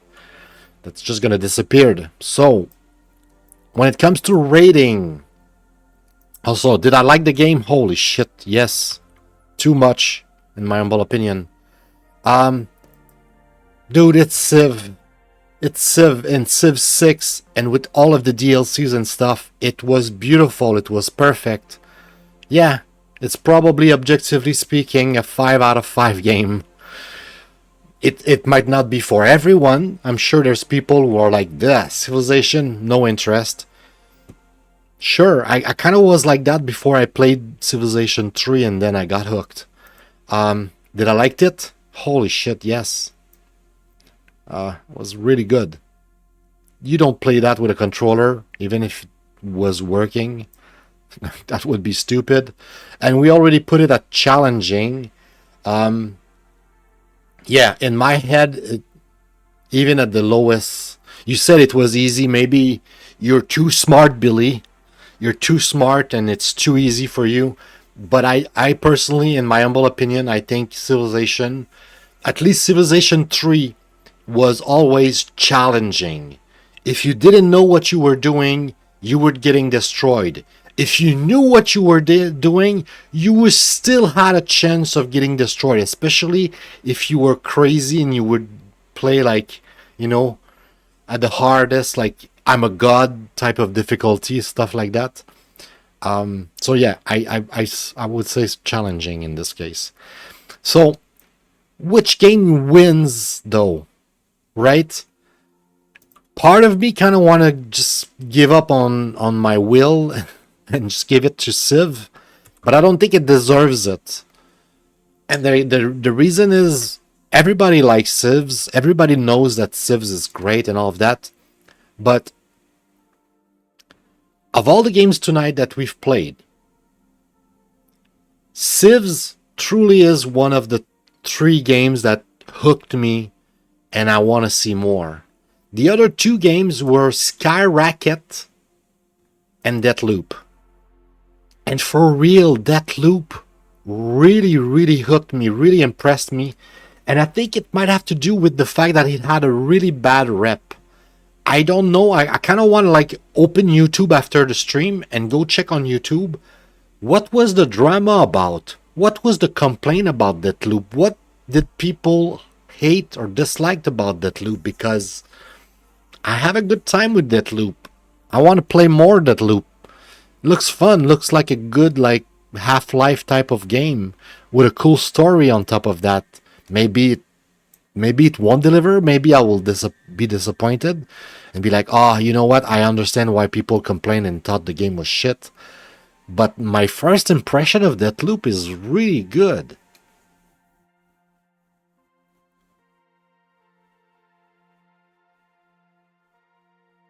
Yeah, it's already like your kind of things.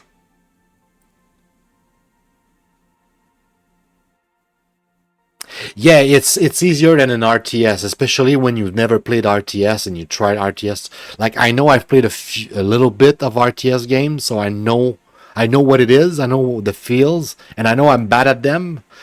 So I know what you mean by it's easier playing Civ because Civ is a turn-based. So you technically have all the time in the world.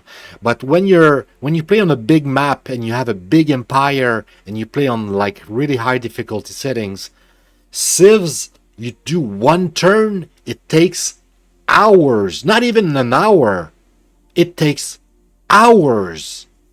Like it gets like crazy just doing one turn at a time.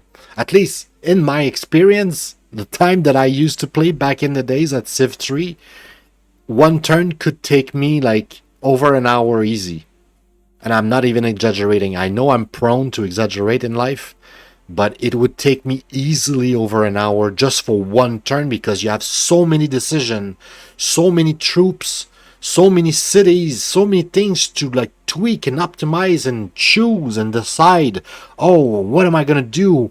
And I remember it's probably going to be a thing also in like all the other Civs 4, 5, 6 and such. But in Civ 3, I remember there was also a thing where you could like really like impose your will on your civilization. So like you could like kind of like make sacrifices and shit. You can kind of like be like, okay, like I don't care how many people dies, but you're gonna fucking produce this in one day, and I need this tank, this aircraft, this whatever weapon, you know, this, I need this unit now. So you're gonna sacrifice a bunch of your population and resources, and you're gonna give me that fucking shit now, this turn, next turn, I want it. And you could do that, and like if you do it too much, it punishes you to the point where your civilization crumbled, right? But if you knew what you were doing, you could like, you know, be like some kind of dictator and like rule like a crazy madman over your empire and be like, I don't care if you fucking die and your children dies, you're gonna fucking produce when I ask you to produce, you know? And it's crazy game. I could play it forever. So Civ 6 right now, my god, it's like so close to win. I don't want to give it to Civ 6, but in a way it kind of is the game that is hooking me right now, that I want to like, you know, go back to the most in a way. I really want to give it to Deathloop.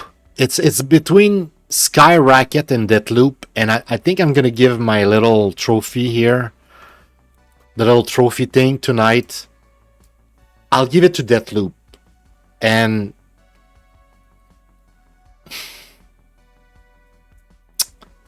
I don't know if I'm making a mistake and I should just give it to Civ and be like, okay, like let's be honest, everybody likes Civs and I should recommend Civs to people.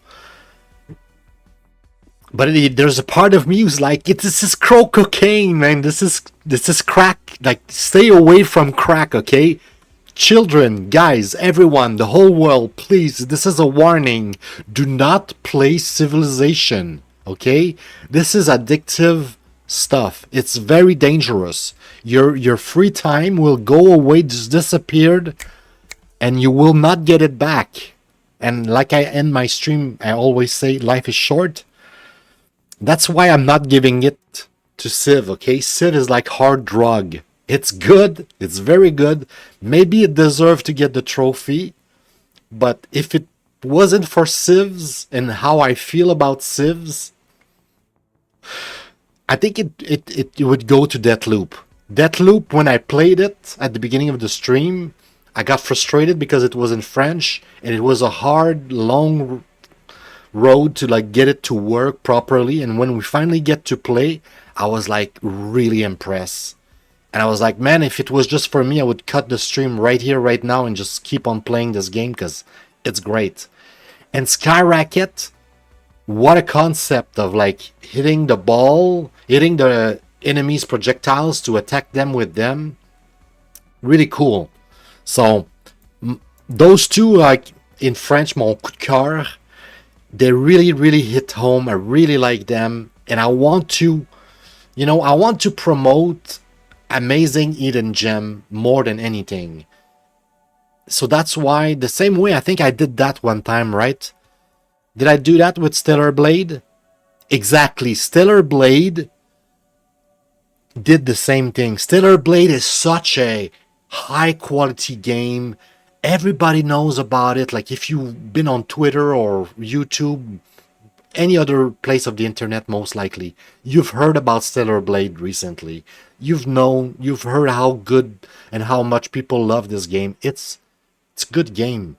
But I give the little trophy to the adventure of Elena Temple in my very first episode that I ever made, because I think it deserves it. It was really great, and it's not as popular as Stellar Blade. So in the same logic, I tried not to favorize stuff like Civilization that, of course, it's a 5 out of 5. Of course, it's fucking awesome. But it's so awesome that I'm warning you guys. It's crack cocaine. Stay away. For real. I need to wrap this up, because it's like 4 hours stream. This is like the longest I want to go for this show. I think the format should be 2 hours if possible. So, yeah, but this is the game that wins. Deathloop. But maybe, in a sense, you understand that Civs kind of wins it a little bit. Because Civs. Goddamn Civs. Alright. I don't know if there's anybody here, if we're more than just you and me, Billy. But even if it's just you and me, Billy, by definition, there's gotta be somebody streaming somewhere, right? Let's send them some loves. Let's send them some love. Yeah, French Canadian here. It's cool, dude.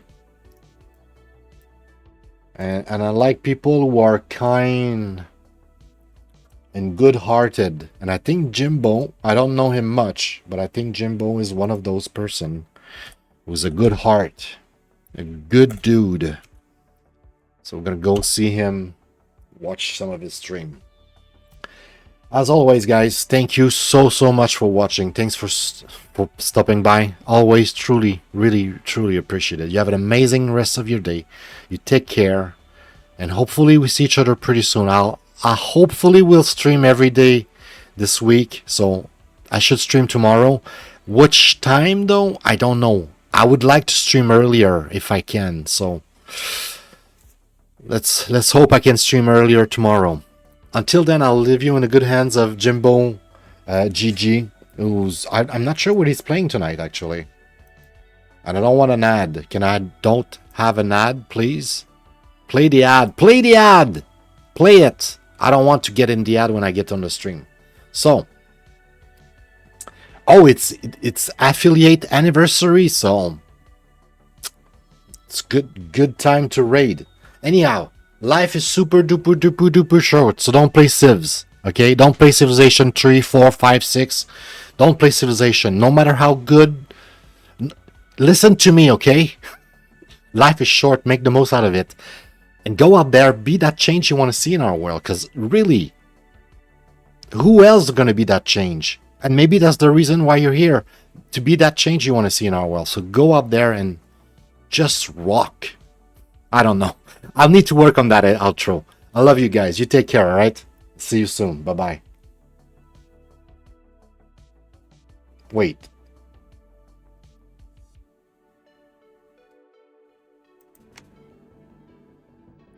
Fireball.